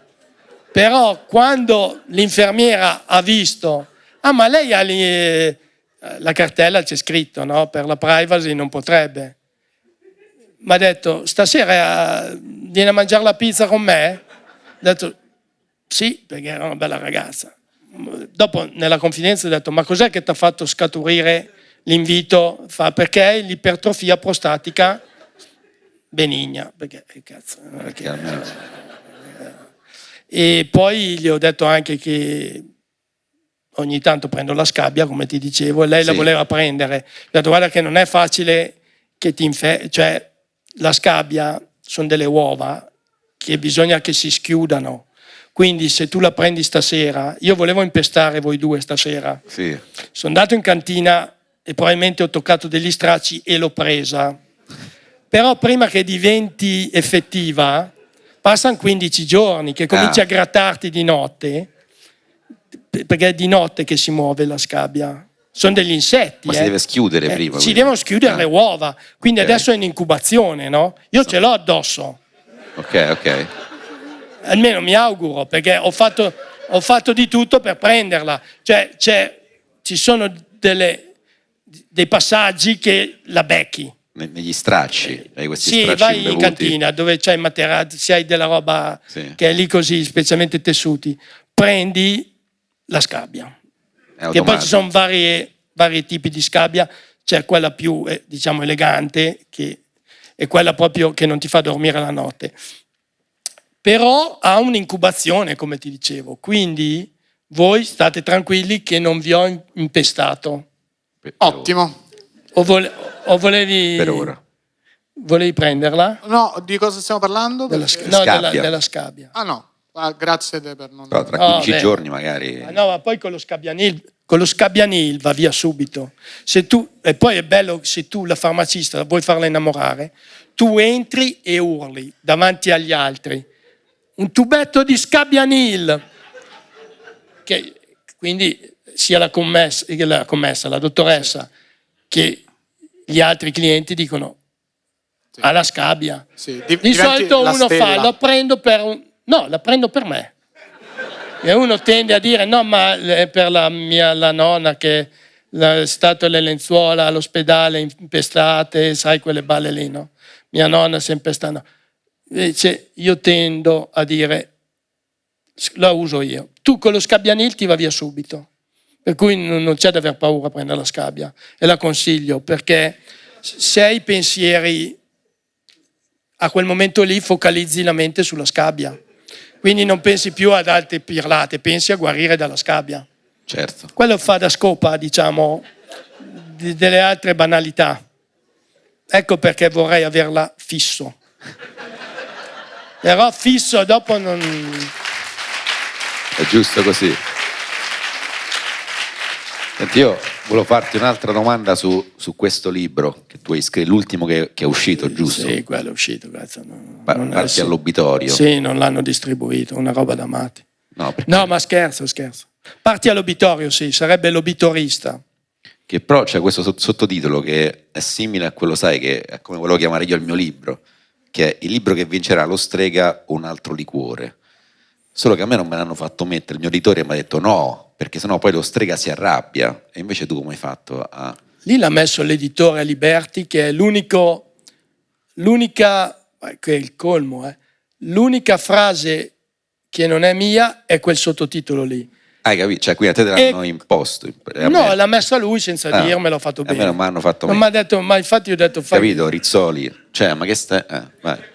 Prego. No, lui l'ha messa lui e ha funzionato, perché per assurdo tanti che mi dicono al mio paese, te non mi fai ridere, questa frase qua che non ho scritto io, più di uno mi ha detto, siccome c'è la locandina fuori dalla libreria a Codogno, così, fa, bella quella frase lì del sottotitolo, e io dico, insomma, finalmente ti ho fatto ridere. Oh, è l'unica che non ho scritto io. Io ho scritto dietro obitorium in latino, poi in piccolo c'è scritto no toilette. Certo. Perché cosa succede? Lì sono latrinaio, no? Cioè sono seduto fuori dall'obitorio come custode da obitorio. Tanti turisti, siccome non sanno la lingua, sono convinti siano il bagno pubblico. Quindi vengono lì e mi dicono toilet, no toilet, obitorium. Ah, obitorium? Sì, morgue. Quindi prendono e vanno via. Alcuni hanno proprio l'impellenza come te e mi fanno capire, mi dicono, vabbè, obitorium, comune o regione, ci sarà un bagno dentro, per cortesia mi fa entrare. Allora, in via eccezionale, le dico, senta, qua è solo per gli addetti ai lavori e per quelli dell'impresa delle pompe funebri, il bagno. Però, visto che lei me la fa qua sul muro, vada dentro, non guardi le salme, per cortesia, perché sono esposte, che è inutile che le stai lì a guardare, perché sono i parenti, ci sono lì. Vai in bagno in fondo, fai le tue cose e non fermarti anche a dire, non c'è bisogno che fai un attimo di sai come si dice quando fai un po', stai in raccoglimento. Ma cioè, che raccoglimento? Non lo conosci, sai neanche chi è. Certo. Quindi, no, perché alcuni si fermano e dico, senta, venga fuori, perché qui non stiamo giocando. Gli ho fatto un piacere di andare a fare. E mi è dispiaciuto perché la settimana scorsa un parente si è lamentato in quanto noi abbiamo una saletta attigua a dove sono esposte le salme, perché tutti i giorni ci sono delle salme, no? E giochiamo a biliardino, no? Per cui gridiamo un po' gol, tira fuori. Lui bussa e viene di là, fa un po' di contegno, perché non siamo al bowling, qua è l'obitorio. Allora io gli ho detto, senta, mi scusi, lei è qua all'obitorio con la sua salma, verrà tra 30 anni con un'altra salma. Io le auguro di no, però probabilmente avrà un'altra. Noi domani abbiamo altri 5 cadaveri esposti, quindi non possiamo rimanere sempre in lutto. Quindi noi giochiamo di là a biliardino. Le dà fastidio? No, non ci avevo pensato. Ha ragione. Ah, no, niente, è bello anche capire al momento. No, cioè, mi capisce, lei viene qui una volta ogni 6 lustri. Noi tutti i giorni abbiamo delle salme qua all'obitorio, no? Quindi cosa facciamo? Non giochiamo più a carte? No, ha ragione, guarda, mi scusi, posso venire a fare una partita a biliardino? Ho detto, adesso non esageri, perché comunque lei ha una salma lì che domani la mettono sotto. Quindi stia lì col suo congiunto, che sono gli ultimi momenti. È inutile che viene a giocare a biliardino, se vuole viene tra una settimana, quando è passato il lutto, noi tutti i giorni giochiamo a biliardino. Per cui si può venire all'obitorio anche se non si ha il parente. Cioè nessuno ti vieta di venire all'obitorio a fare 4 parole.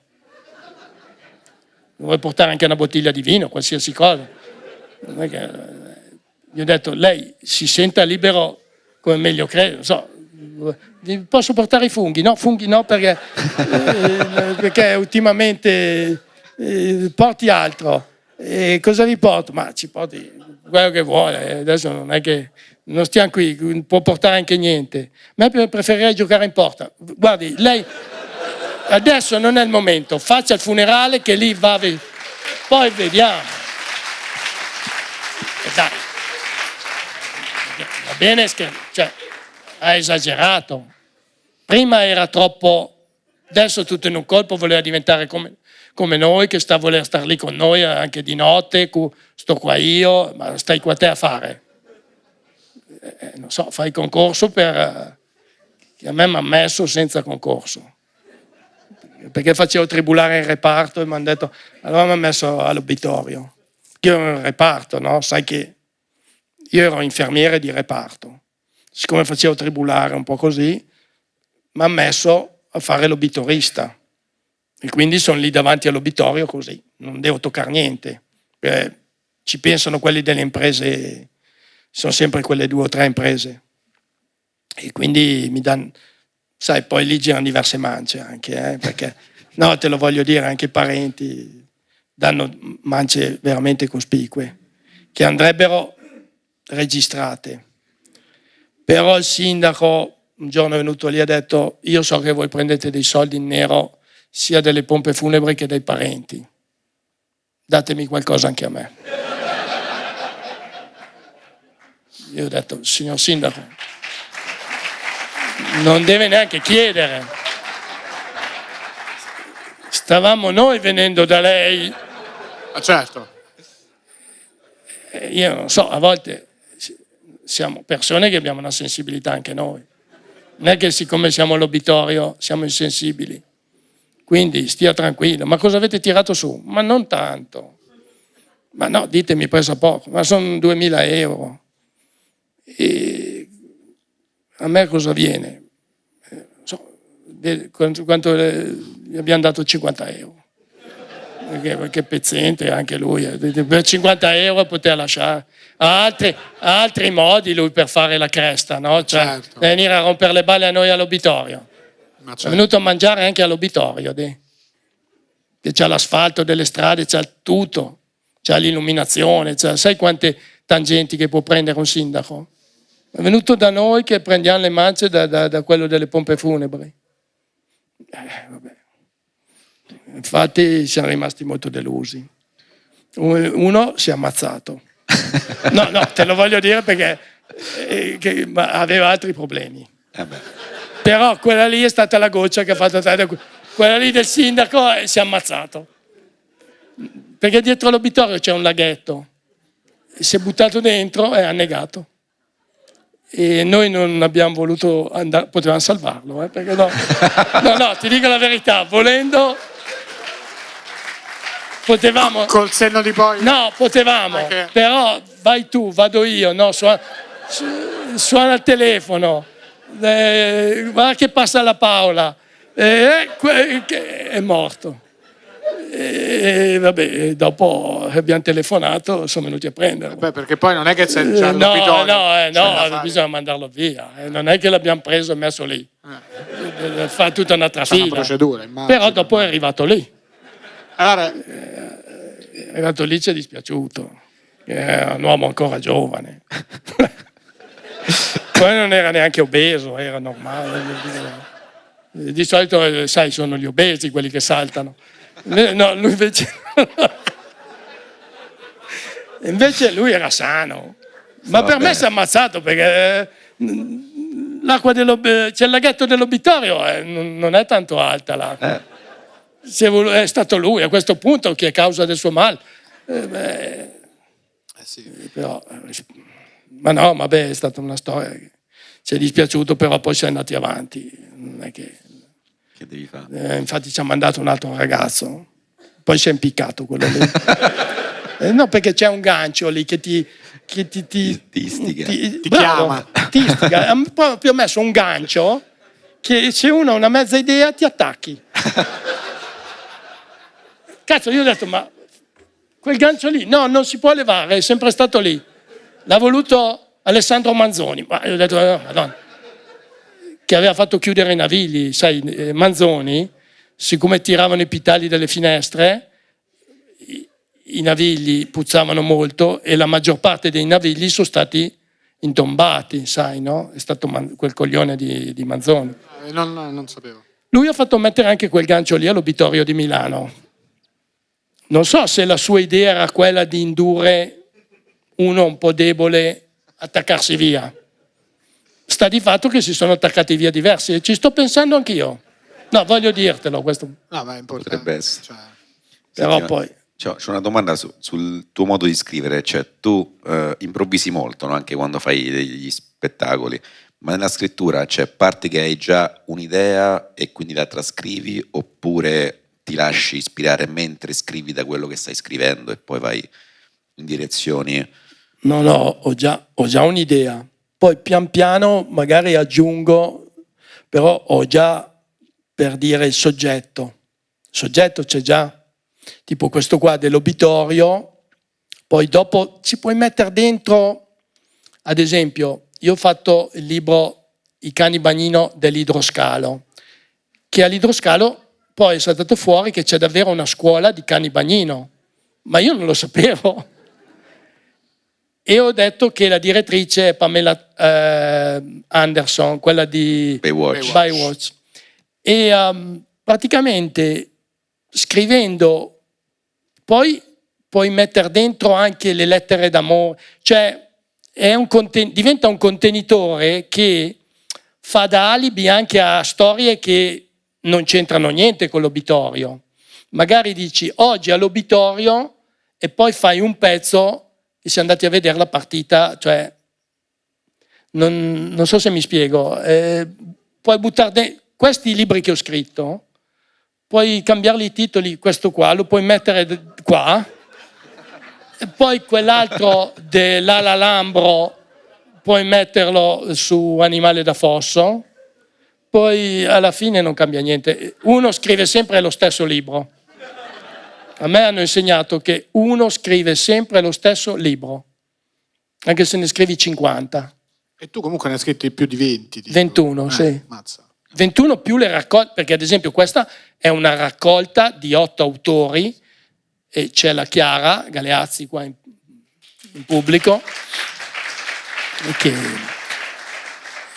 salutiamo, amica del podcast. La donna più bella di Milano, scusa se non è che qui scherziamo, perché è stata eletta donna più bella di Milano, non so, più di così, o vogliamo dire di no?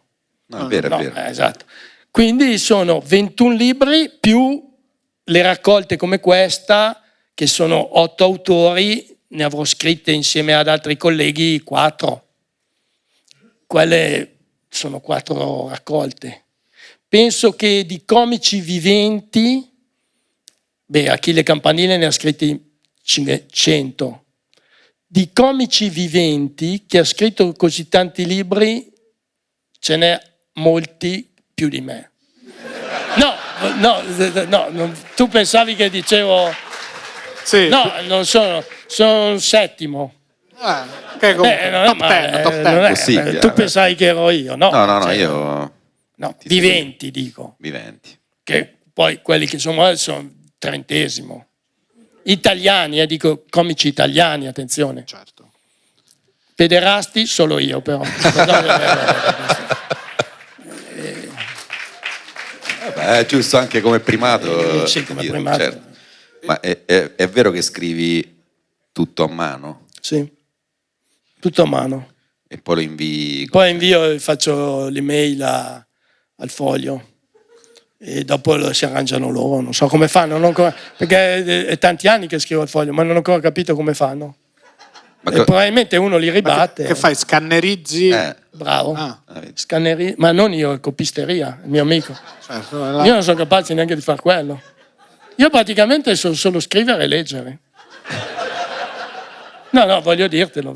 Però, insomma... A me dispiace dirlo perché tante ragazze si innamorano dell'uomo analfabeto. No, si innamorano. Però c'è la copisteria, lui scannerizza e lo manda là. Perché prima mandavo i fax io, fino a un annetto fa, Poi dopo avevi il fax, l'ultimo fax. era in carta chimica, attenzione, pericolosissima, sa odore di ammoniaca. Il cartolaio ha detto, l'ha messa al bando, non trova più i rotoli. Poi là il foglio hanno detto non possiamo tenere un fax solo per te. Allora, come facciamo? O ce li detti al telefono, perché loro pur di non perdere il cliente hanno detto o li scrivi su WhatsApp, però se sono lunghi come facciamo? Vi faccio la fotografia. Allora a volte gli faccio 400 fotografie, tutte così, no? Poi là quelli chissà cosa dicono, mamma mia che barbone. Però, perché al foglio scrivo da 18 anni, cioè non è un anno che ho la rubrica sul foglio, è dal 2006 che mi chiamò direttamente Giuliano Ferrara. Quindi Infatti ci chiedevamo... Ma infatti lo senti ancora Giuliano Ferrara? Raramente, prima di più. Adesso sento di più il direttore Cerasa. Sì. Che rapporto avevi con Ferrara? No, Ferrara io l'ho sempre stimato come giornalista, sai che sono di Forza Italia, no? Te lo voglio dire. Sì. Beh, quindi lui era parlamentare, è stato ministro nel primo governo Berlusconi e lui era comunista, all'inizio era al CGIL a Torino e aveva un bellissimo rapporto con Giuliano Ferrara, ma anche col nuovo direttore e loro mi tollerano probabilmente perché non c'è nessun collaboratore che manda la roba scritta a biro o a matita anche. E a volte le mando a matita. Matita è quasi un affronto perché sì, matita poi, scannerizzata. sai, con quella scrittura lì, al contrario del medico, proprio quella lì da quinta elementare, cioè proprio quella rotonda, che perché non vado fuori dalle linee. Proprio una roba che hanno detto, Madonna, ma scusa, ma cos'è?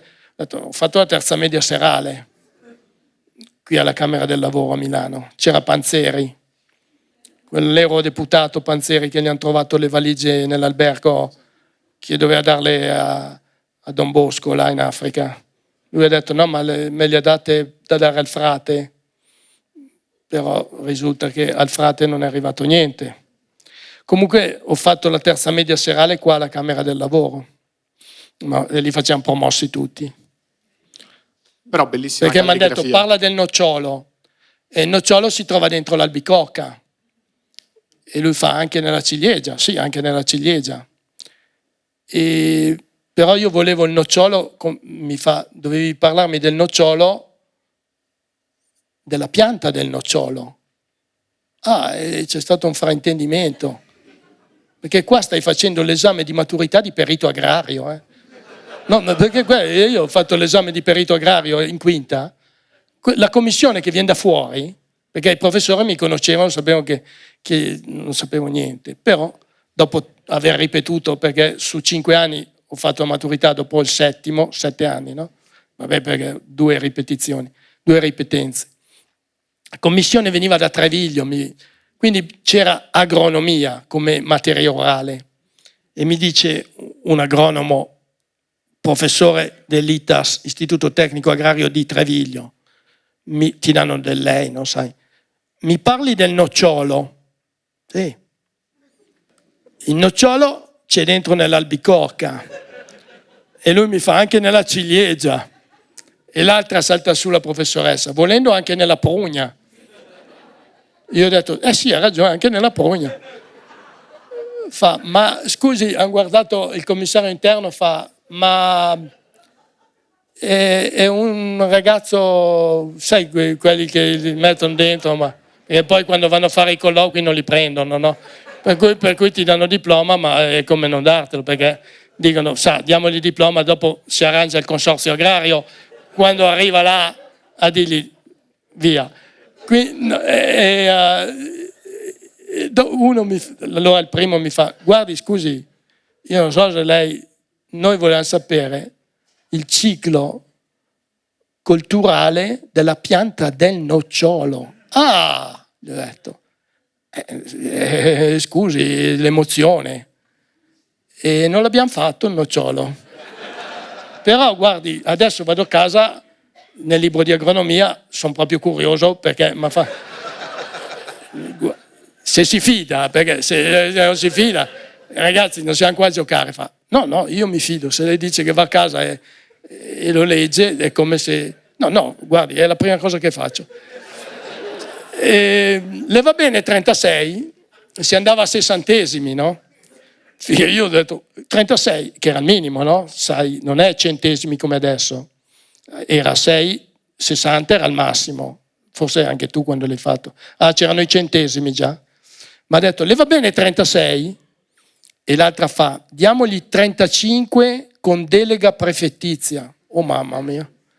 Allora, c'era una legge che se tu facevi richiesta al prefetto competente, come se fosse il TAR, che lui non diniegava mai, se gli arrivava la lettera e gli dicevi, guarda, io ho 35 mandato, se la delega prefettizia manca 1, era 36 con delega prefettizia, tipo bacio accademico alla laurea, sai quando ti danno il bacio accademico? Quindi lì c'era o 36 o 35 con delega del prefetto. Io gli ho detto datemi 36 perché è inutile che faccio la lettera al prefetto che è in ferie ad Agrigento. Girgenti, gli ho detto. Ho detto, ma lei ha sbagliato facoltà, doveva fare... E te lo so, ho fatto agraria, dovevo fare il liceo classico. C'è sempre tempo. Allora qui cosa facciamo? Lo so, adesso però siamo qui, non possiamo fare il liceo. Le faremo sapere. No, me li dica subito, se no è inutile che leggo il nocciolo. No, perché 36, via. Arrivederci, grazie, gli ho dato la mano, ho dato fuori, poi si sono guardati e ho detto quel ragazzo lì, non so, speriamo di non trovarlo più in giro. Poi ho fatto scienze agrarie, qui alla Statale a Milano, via Celoria, anche lì c'era da fare lì. Allora, esame d'inglese. Lui mi dice, era il primo anno che aveva messo inglese. Lui per aiutarmi mi dice, io non so tanto l'inglese anche adesso. What's weather like? Com'è il tempo fuori? E segna il vetro. Com'è il tempo fuori, no? C'è mica su una mosca, io gli faccio moschito. Figa, no? Si hanno guardato, hanno detto figa, è proprio scemo questo. 18, le va bene? Sì. Boh, via. Cazzo. Lui mi ha chiesto che tempo fa, ma io che cazzo, non avevo capito. Segna, cosa segni? Mi hai indotto tu a sbagliare. Perché moschito si dice in inglese, no? Sì. Quindi avevo detto giusto. E sono stato promosso, poi dopo non ho finito. Invece Bisio mi sembra che si sia laureato in scienze agrarie. No, forse anche lui dopo 2 anni ha mollato. Sì. O ha finito e non vuole dirlo. Anche questo può... Di solito nel cabaret si tende a non dire di essere laureati. Anche questo fa più figo di essere asini. Tu tieni conto che al provveditorato degli studi di Milano hanno messo tipo il cimitero le lettere di ferro dei più grandi asini del circondario. E io ho l'onore, come i caduti, sai che c'è il nome, no? Istituto Tecnico Agrario di Codogno, Barcellesi Carlo. Poi ci sono altri grandi asini di Parabiago, dei geometri. Poi dopo, per motivi di privacy, così non hanno più fatto andare avanti la stele, diciamo, si ferma verso il 90. Quelli sono i grandi asini il provveditorato degli studi di Milano era in Viale Ripamonti, qua a Milano, no? Tu all'entrata vedevi i grandi asini delle scuole. E proprio quelli che le ditte, appena andavano lì a leggere, dicevano, tiravano giù i nomi, non facciamoli girare qui perché qui volano via delle fotocopiatrici che è una meraviglia. E questi sono anche ladri, oltre ad essere asini. Sai, di solito uno che è bugiardo è anche ladro, diciamo, se vogliamo essere completi. Se no. Stefano, È giusto. vuoi chiedere... Continua. Cosa abbiamo fatto? 40? 1 e 40, Un'ora e 40, come lo come spettacolo diceva. in Romagna. No, però chiedo... questa volta veramente, quindi dico due cose, volevo chiedere. Vai. Vabbè, no, ti chiedo intanto una cosa. Tu sei considerato un comico che piace molto ai comici. Cioè, Sì, molti comici sì, quello è vero. hanno questa ottima opinione di te, e tra questi c'è Daniele Luttazzi, che ti ha definito Dio. Vabbè, adesso, vabbè. No, sì, me lo no, ricordo. ho letto. Ma tu lo hai mai incontrato? L'hai No, conosciuto? Daniele Luttazzi non ho mai incontrato, mai conosciuto. Ah. Però sono molto... Se ti dico, se volete sapere la verità, preferivo avere il consenso del pubblico che non quello degli addetti ai lavori. Giusto.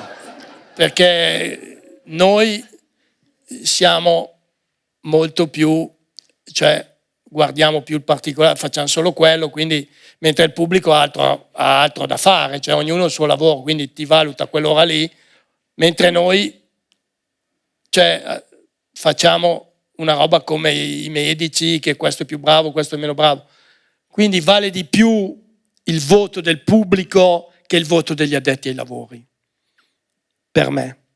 Però questo è, quindi prendo, però dal punto di vista economico, ad esempio, non ho fatto successo economico come hanno fatto Fabio De Luigi, come hanno fatto... Poi un mio rammarico è quello che nessuno mi ha mai chiamato a fare una parte anche secondaria in un film, mentre tutti i miei colleghi, chi poco, chi tanto, chi film di serie B, chi film di Salvatore, cioè, sono l'unico che non ha mai visto cioè quando sono i binari, cioè che fanno le pose, no? Essere sul set, diciamo, vedere come si fa il film, no? Io non sono mai ne andato né come spettatore, né come figurante, né come uno degli interpreti. Cioè anche questo è un record, perché non c'è nessuno dei cabarettisti che non ha fatto almeno una parte in un film, no? O no? Facciamo un appello. No, non registi. fare, perché ormai adesso No, con questo disturbo qua non riesco più. della prostata, dici? Non posso Vabbè, magari cose brevi. Ma no, ma non facciamolo. A questo punto rimaniamo così. Ma no, facciamolo, dai. No, ma aveva detto, adesso dico una cosa, Carlo Mazzacurati, è per quello che poi non mi chiamano, perché dicono che è meno gramo. Allora, alt. Carlo Mazzacurati, il toro, sai, ve lo ricordate? Ahimè no. Carlo Mazzacurati, il regista veneto. Ve lo ricordate Carlo Mazzacurati? Mamma mia. Vedi. Tutti, ma questi dicono delle bugie No, con no, una no, serenità. no. Sì. No, Carlo Mazzacurati, ma scherzi. Ma ha detto che il toro con Diego Battantuono, la lingua del santo, quando hanno rubato la lingua di Sant'Antonio da Padova, che no, è un regista importante. E lui mi ha detto che mi chiamava, no? Dopo una settimana è morto. È morto, ragazzi, è morto. Spiace. È morto. Effettivamente Allora Fabio De Luigi... ha 2 date su Wikipedia. Sì, no, è morto. No, mi dispiace, quindi non c'è da Mi ridere. dispiace veramente. Facciamo un C'è appello. anche da ridere, perché lui sarebbe contento che noi... allora Fabio De Luigi mi aveva chiamato. Io coglione, lui mi fa, ma tu non hai mai fatto film? Fabio De Luigi. Ho detto no, ma aver chiamato Carlo Mazzacurati, però dopo una settimana è morto. Fa, figa. Lui ha detto no, allora, cioè, vabbè, dai il mio numero di telefono, e dopo non mi ha mai più chiamato, perché ha preso paura. E quindi lascia perdere, non è che anche Giovanni Guareschi di Don Camillo mica faceva l'attore dei film, cioè poi gliene hanno sceneggiati, no? Che a volte mi paragonano, io mi paragono, scusa, a questo punto. È inutile dire, bisogna vantarsi. A Giovannino Guareschi. Sai che lui è stato anche in galera, perché non era comunista, per alcune vignette sul Candido. Giovannino Guareschi, Don Camillo, Peppone, sì. No? Quello era un democristiano, era molto cattolico, poi molto credente. E io mi riconosco molto in lui. Scusa, se... Lui è stato il prigioniero in Russia, è tornato con l'Armir, è stato con gli alpini, è uno dei pochi che è tornato dalla campagna di Russia e ancora oggi danno i suoi film che sono piacevoli, no? Con Fernandel Sì, sì. e Gino Cervi. Quindi lui ha sempre scritto ma non ha mai fatto l'attore. I miei libri sono più belli poi dei suoi. Se vogliamo dire, Questo non c'è dubbio. se vogliamo Questo adesso non fare falsa modestia, No. anche come congiuntivi sono meglio. Perché Vai, se, dei congiuntivi, io l'ho letto l'obitorio. L'hai letto, hai visto Ho che è detto partito? dei congiunti, dicevo in taxi, dei sì, congiuntivi. è arrivato perfetti. è arrivato perfetto. E- È una Però roba, no, parlo ai registi viventi. Ai registi viventi, diciamo, fate fare una parte. Sì, qualsiasi una parte parte, anche soprattutto retribuita. Beh, questa Retribuita, è la cosa chiaro. più importante. No, chiaro. perché figa, alcuni pagano loro per essere nei film. Buoni pasto, no? No, Cose- Ma no, buoni. Qui, guarda, a me dispiace vedere Milano. Alla mattina avete visto qua in Viale Toscana la fila che c'è? Lo sapete voi che c'è una mensa pubblica qua in Viale Toscana, no? Ah no, non sapevo. Qui c'è la fila in Viale Toscana a mezzogiorno di tutti un po' italiani, un po' stranieri che aspettano, non so, c'è Pane Quotidiano deve essere, o una roba dei frati, Pane Quotidiano. Qua io sono rimasto impressionato, una volta passavo in macchina, un paio d'anni fa, ho detto ma come mai? Dopo mi hanno detto c'è la fila lì che aspettano, è diventata una città povera, pensa te, dalla città che era degli anni '80. Devi vedere Roma. centro-sud come andiamo. Sì, no, lì, vabbè, purtroppo. E, Stefano, Sì, c'è un'altra... chiedo quest'ultima, Vai. invece del periodo poi in cui tu hai fatto, hai lavorato a che tempo che fa? Ah, figa, è la più brutta esperienza della mia vita. Volevo chiederti No, proprio no, questo. voglio dire quello che... No, mamma mia. Io le cose vanno fatte sempre due volte. Non ho un ricordo brutto. Guarda, c'è da non dormire la notte. No, dai, scusa. Volevo Ma sapere, no, scherzavo. che ricordo hai di quel Ma il periodo? ricordo è che anche lì è stato un colpo di fortuna, perché Fazio voleva fare la trasmissione nata nel 2003 e era venerdì, sabato e domenica, dalle 20:10 alle 20:30 su Rai 3. C'erano 5 meteorologi, tra cui il più famoso è Luca Mercalli, no? Quello lì che dice del riscaldamento globale, giustamente. Adesso io sono contro, anzi sono a favore. Ma poi doveva essere una trasmissione monotematica sul tempo, come le televisioni americane che fanno 24 ore al giorno le previsioni del tempo. Quindi lui aveva predisposto dei monitor legati ai satelliti così che facevano vedere in tempo reale i movimenti delle varie perturbazioni e c'era 5 meteorologi. Che tempo che fa? È nato come trasmissione delle previsioni del tempo. Poi ha cominciato a mettere un ospite, poi faceva pochissimi ascolti, dopo 2 settimane la stavano chiudendo. Mi telefona Cornacchione, mi dice vuoi vedere, adesso sembra non sta bene dire così, vuoi venire, perché lui era già nel cast Cornacchione, vuoi venire a che tempo che fa? Sì, da quella volta è decollata. No, scherzo. Da quella volta lì non c'entra niente. Pian piano lui ha capito che doveva cambiare, era roba del tempo e stufava.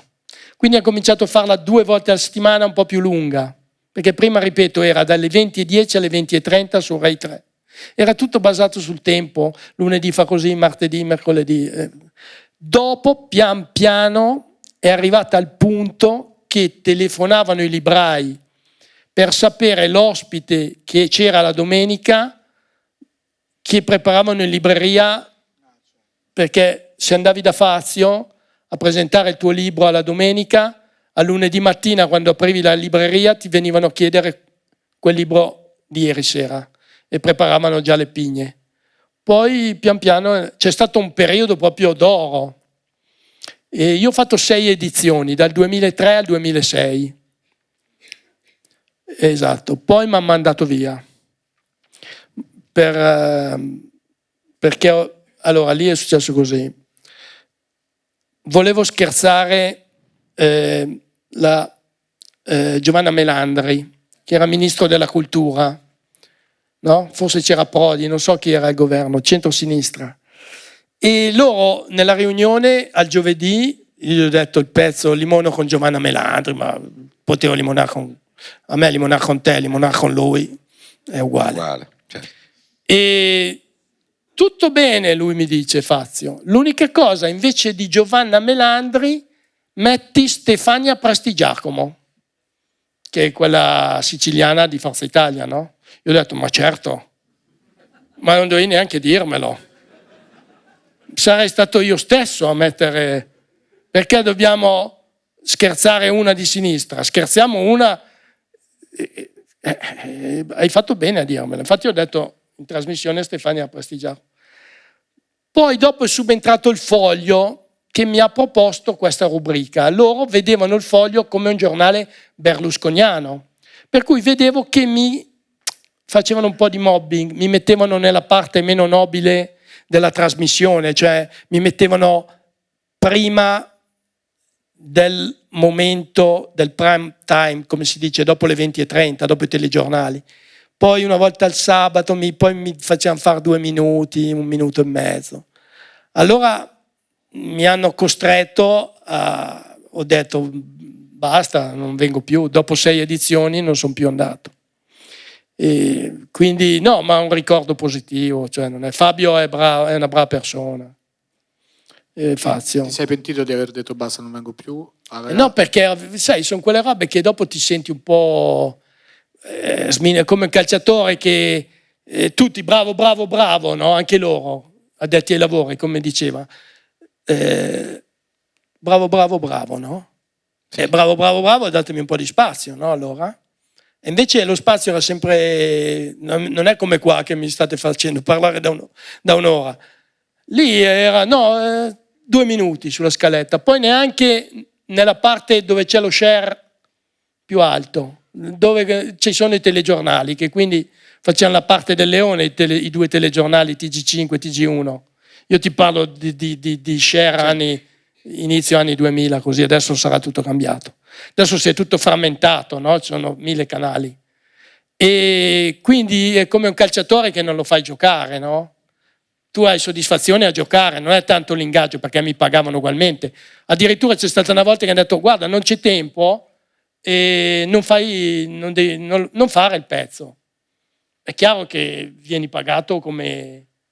Cioè, io prendo 2.000 euro a puntata, no? 2.000 euro a puntata me li andati. La Endemol era. La Endemol dei fratelli Bassetti. Salutiamo la Endemol. Uno ha sposato Stefania Craxi e la figlia di Pillitteri, l'ex sindaco di Milano, lavorava lì in redazione con noi. Quindi sono tutti soldi ancora di là che arrivano. Sì, vabbè, comunque niente. E pagare ti pagavano, erano puntuali e tutto, però non ti facevano giocare, dico. Sembrava finché, no, basta... Avevano paura che magari dicevi qualcosa, non so. A torto o ragione, perché poi cosa... Poi era in diretta, ecco, c'era da dire questo, che quindi in diretta è diverso. Io preferisco la diretta, a dire la verità. Noi qua non siamo in diretta, lo so. Però preferisco perché facendo la similitudine col calcio, con qualsiasi sport, tu sbagli il tiro e il tiro è sbagliato. Tu tiri il rigore. Non è che qua tagliamo, facciamo, tu tiri il rigore, o lo fai o non lo fai. Quindi la TV deve essere fatta in diretta. Il cinema, il teatro, neanche a parlarne, cosa facciamo? Però io sono per la diretta. Vada come, poi quello che viene. Sei mica uno scemo, cioè quindi sei consapevole, non andrai mica a diffamare il capo dello Stato, voglio dire. Preferisco la diretta. Ma adesso ti manca non avere uno spazio in televisione? Ma no, a dire la verità, no, perché così mi risparmio tanti spaventi, come dico io. Perché prima di andare in scena era uno spavento, è un'emozione, no? Come ti dicevo. Quindi, sinceramente, no, mi hanno chiamato all'Isola dei Famosi. Sì, mi hanno chiamato lì, non so se era uno scherzo però, al telefono mi hanno chiamato, qui tu vai a capire, ma non penso sia uno scherzo. La redazione verrebbe all'Isola dei Famosi, deve fare il training in Umbria prima, devi andare a fare, se hai un minimo di fisicità, no? Per vedere se ti buttano sull'isola. Sì, esatto. Ma io al telefono ho detto no, grazie, ho la prostatite. Lì si peggiora, cioè lì ci sono pieno di microbi. Cosa faccio? Mi ha detto Ceccherini, è venuto ospite da voi, no? Sì. Che stava dormendo, si sveglia e c'era uno con la telecamera lì così, lo guardava intanto che dormiva. Ve l'ho detto anche a voi quella roba No, questa lì? cosa no, ci ho detto altre cose. Cioè lui dormiva e cazzo c'era un cameraman lì che è più di Truman Show. È più di Truman Show, eh? Sì, sì. Siamo arrivati oltre Truman Show. Quindi probabilmente ti avrebbero pagato bene lì, però non ero in grado di fare una roba del genere. Un conto è il Grande Fratello che stai lì, dormi, mangi, fai la doccia, sì. Facciamo la gara, scivola la saponetta, quello là si piega, sì. sai le robe da caserma, no? Sì, il Grande Fratello è tutto un po' una danza. Sei lì, pomate, culturismo, certo. Ma là, cazzo, elicottero, cazzo, capanna, temporale, fulmini, devi pescare, cosa pesco? Che c'è dentro il mercurio. Non posso prendere certe cose. Invece lì il Grande Fratello puoi andare in bagno quando vuoi, tanto non è che non penso entrano anche in bagno quando penso ci siano le telecamere, sì. ma no, sì, perché per sicurezza per vedere ci dicevano se ti tocchi. No, se come all'obitorio, cioè loro devono sapere quello che fanno tutti tutto il tempo, però anche non lo uno si fa uno spinello per dire, dici no, per motivi di sicurezza, se ti fai male, diciamo. Quindi anche in bagno ci deve essere anche se ti tocchi forse. No, beh, ma ti tocchi, cioè stai là 6 mesi, che fai? O se scrivi, io avevo il vizio di scrivere. Sai scrivere i numeri di telefono di Cornacchione sulle porte dei cessi delle stazioni. Cosito Cornacchione proprio. No, bastava il numero. Allora, troviamoci, io sono qua, disponibile. Scusi, ho visto il suo numero ai cessi di Lambrate, è ancora disponibile? Sì. Scusi, se ho scritto lei, che domanda mi fa? Vabbè, allora vediamo, da questo punto vediamoci. Certo. Vabbè, volentieri. A che ora? Ma anche adesso. Vabbè, metto su qualcosa e vediamo. Cosa dobbiamo aspettare? No, ma infatti. Fare subito. Aspetta, posso chiedere l'ultima cosa e poi ti lascio alle rubriche? Sì. Tu, quindi, che ti guardi in televisione adesso? In televisione guardo molto quei talk lì che ti dicevo prima. A lunedì Porro, poi guardo la Gruber, anche alle 8:30. Poi guardo quei approfondimenti politici lì, o i film vecchi, sono sul 20, perché non ho né Sky né Amazon né niente. Quindi mi vado a beccare tutti i film in chiaro, che sono film vecchi, tipo Il silenzio degli innocenti, così, che ridanno decine di volte, Scarface, sai, quelli lì. Sì. È sempre bello vederli. Quindi quello è Rete 4, Porro, No, del quelli Debbio. lì a 8:30, così. Poi dopo giri sul 22, sul 20, che è sempre roba di Mediaset. Sì. Poi mi piace anche Focus, che vai sul 35, sai, sono belli quelli lì. Documentari. Vai dentro nella piramide e non riesci più a venire fuori. Sì. Che cazzo, si spaventano. Poi veniamo domani, sai, perché loro lì, l'Egitto non è un paese sicuro, quindi... no. È vero. Se vai dentro, sai, lì c'è la camera degli sposi, no? Che roba è? È vero. Deve farti accompagnare da quello là, il sovrintendente, sai, quello col cappello da Indiana Jones, no? Sì. Che c'è lì a Giza. Quindi io non mi fido andare in Egitto, te lo dico. Concordo. Ci sono delle rubriche all'interno di questo podcast. Prima di queste rubriche chiedo all'ospite che rapporto ha, se ce l'ha, con la marijuana. No. sinceramente, a dirti la verità, se non vogliamo fare gli spiritosi. No, lo sapevo che tu fai sempre questa domanda, ho visto anche su YouTube. Sincero? Mai.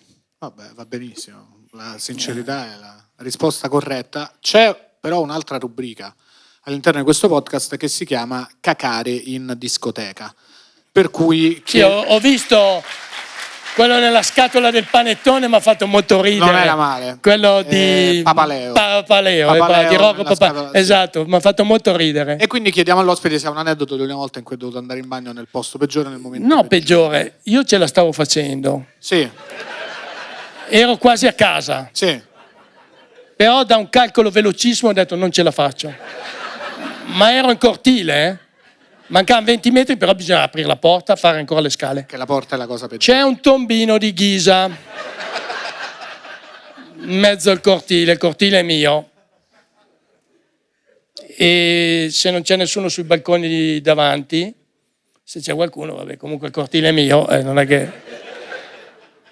È un cortile di una volta, il tombino è di ghisa con scritto Fonderie, nome dei fratelli, Voghera, non so, Tortona, così. C'ha come delle gocce, cioè i buchi sono a goccia, 8. Mi sono posizionato e è andato in fogna. Non è che invece di passare dalle tubature... Anzi. No, anzi. Fatto prima. Poi dopo sono andato in casa e ho finito il lavoro, nel senso che mi sono fatto l'igiene, perché lì non potevo. No. Cioè, volendo potevo anche fare l'igiene lì perché c'era stese delle canottiere. No, se vogliamo dire tutto. Però quell'uomo lì è anziano. Ha solo 2 canottiere. Metterle in quelle condizioni dispiaceva più a lui che a me. Quindi ho detto, senti, sei a casa tua, vai, c'hai diversi rotoli, poi c'è tutto, che poi io non ho voluto usarli, quelli sono affari miei. No, perché se uno può fare quello che vuole, certo, a casa sua o anche quello, non certo. si può più. No, perché Quindi lì è andata così. Vigili non hanno saputo niente, quindi io mi sono trovato benissimo. Allora, su questa bellissima storia a lieto fine, vi chiedo un altro applauso per Maurizio Milano. Se vi va, fate l'applauso anche a Stefano Rapone, alla Santeria, a The Comedy Club. Fatevi un applauso a voi, che siete tantissimi, e un altro applauso all'ospite di questa puntata. Ciao a tutti, ciao a tutte, ci vediamo alla prossima puntata. Ciao. Ciao, grazie, ciao. C'è il banchetto Grazie fuori. C'è un banchetto fuori, lo sapete.